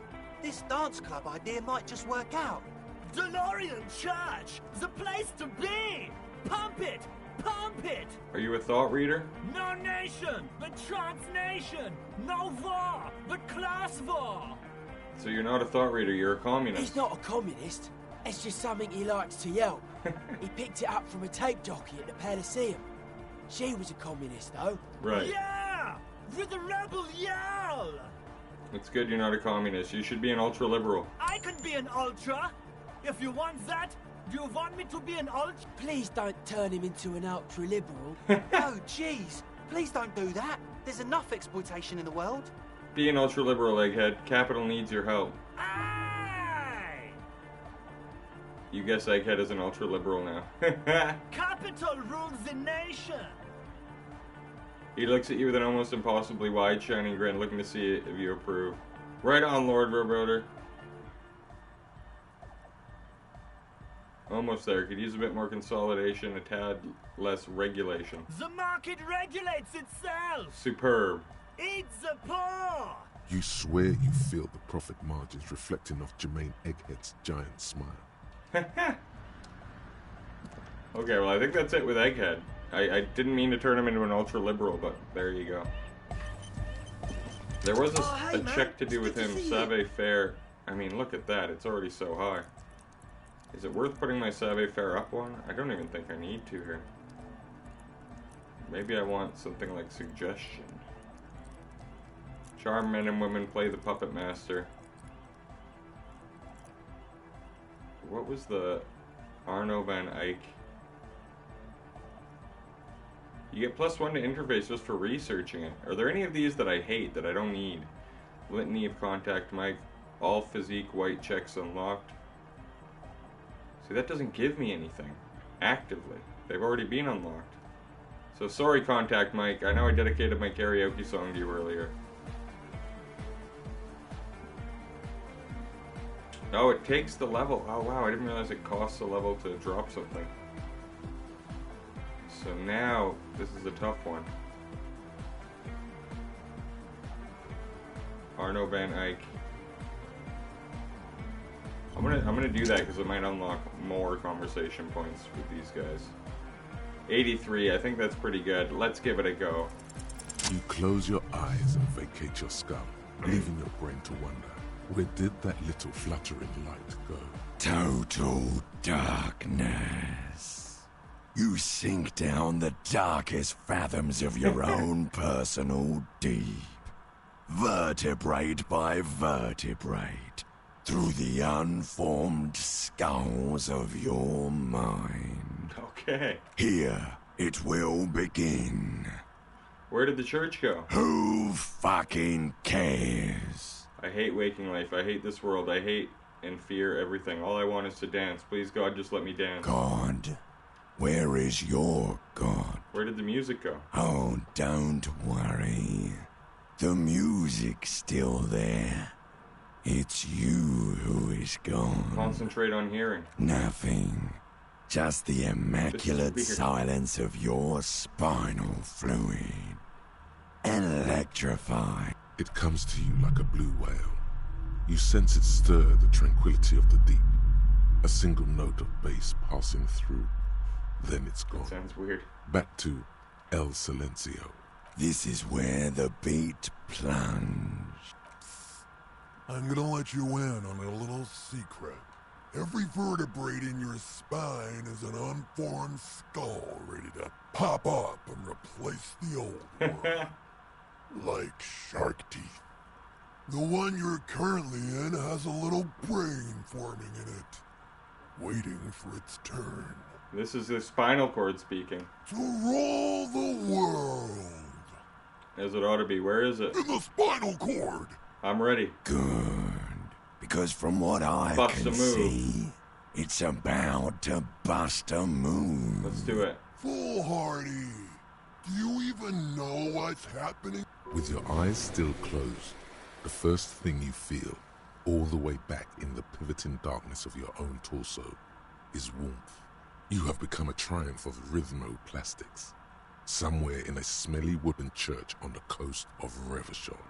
The wounds from the war you waged on your body are healing, twist by twist, turn by turn. That's how it works, thank goodness. You must have touched upon an entirely new way of moving the human body. Every motion is pumping your brain full of endorphins.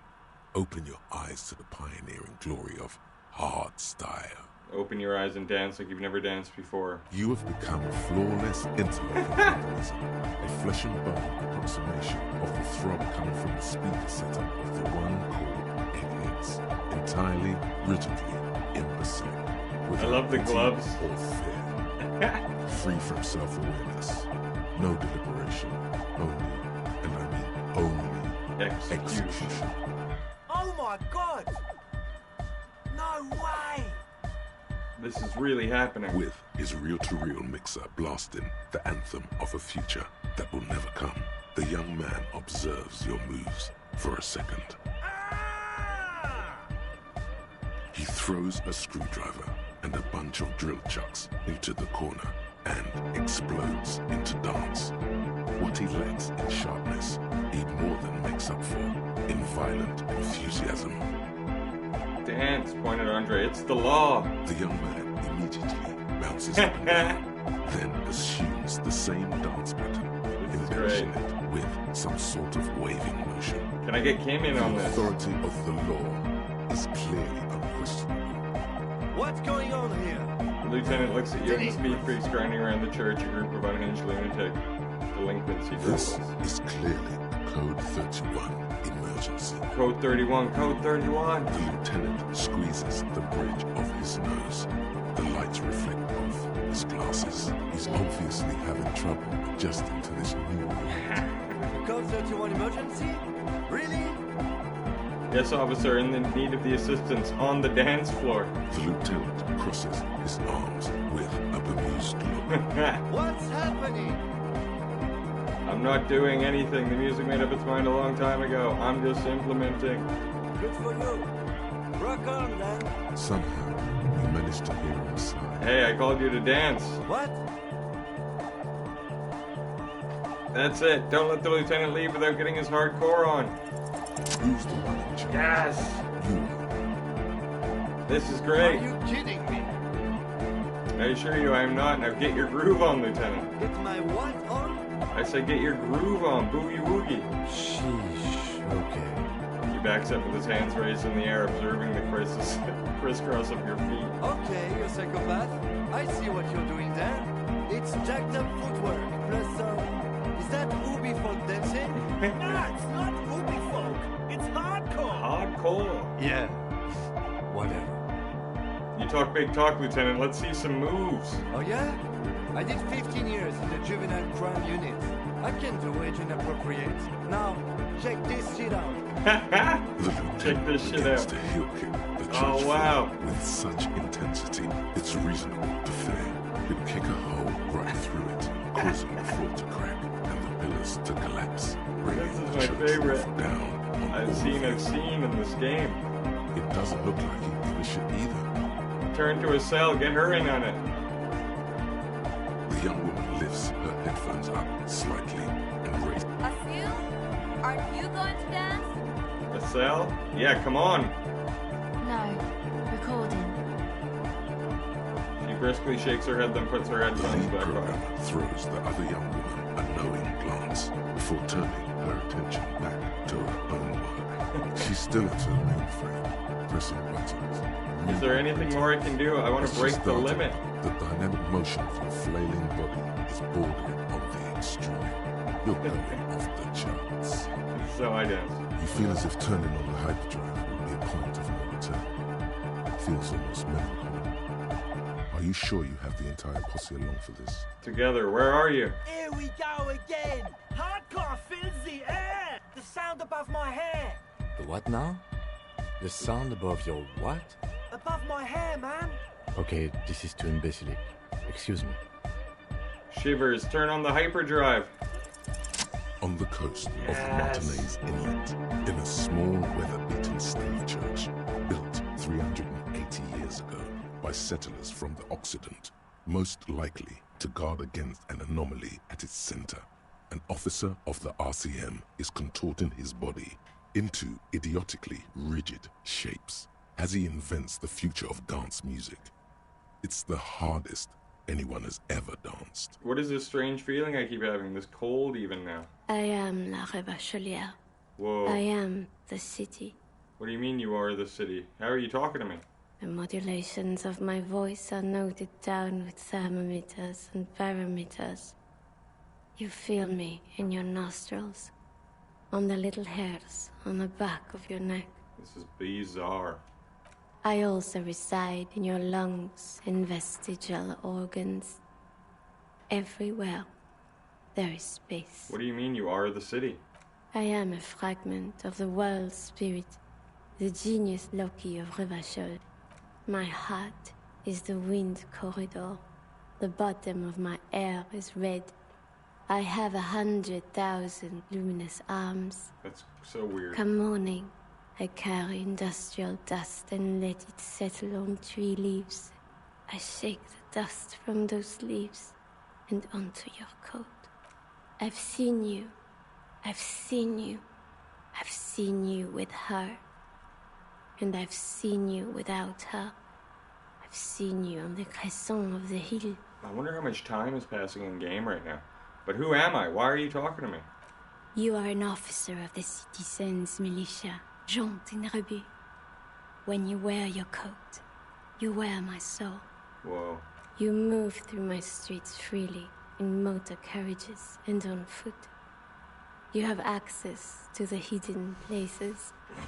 You also circulate among those who are hidden. I need you.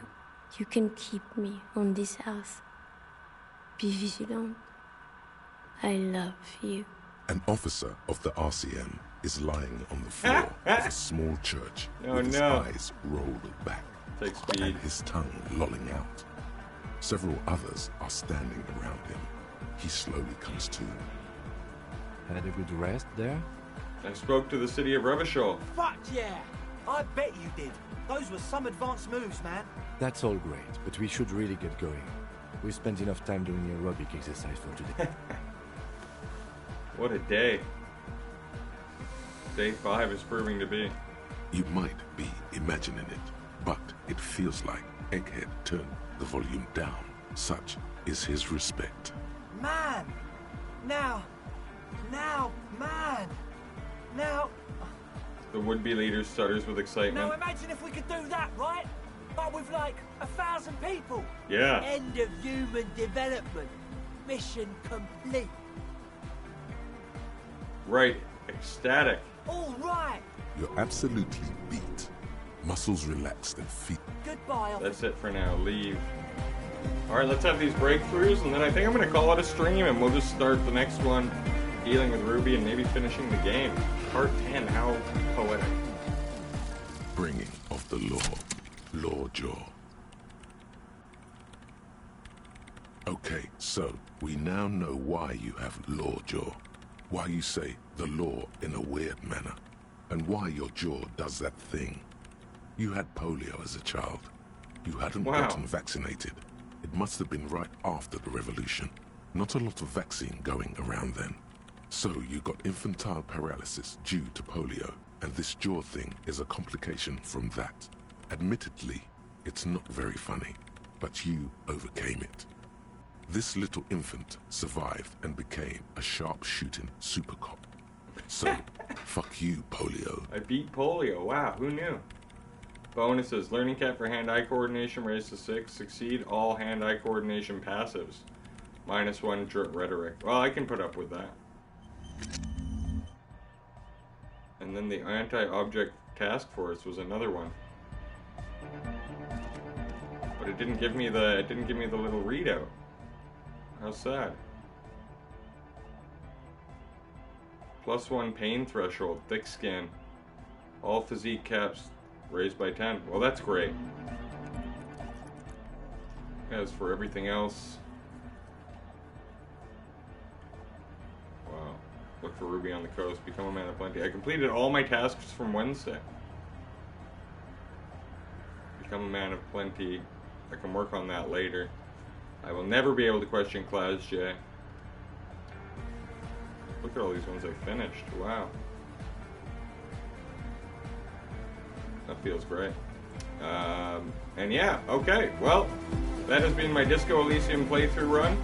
I did get sort of sidetracked there, but I'm glad I did. I wouldn't have, if I went into that final confrontation, I would have missed what was maybe the funniest scene I've seen in this game so far. I wouldn't have settled the Union Deep.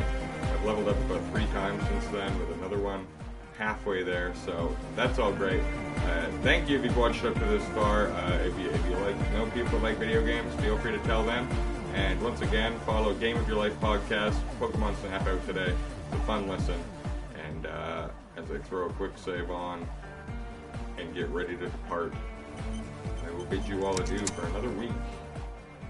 Shout out to Beck, the editor, for putting these together for me.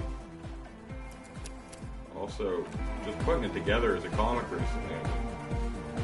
He did our show on Tuesday last minute and completely destroyed it. So, anyways, until next time, everybody, thanks for watching.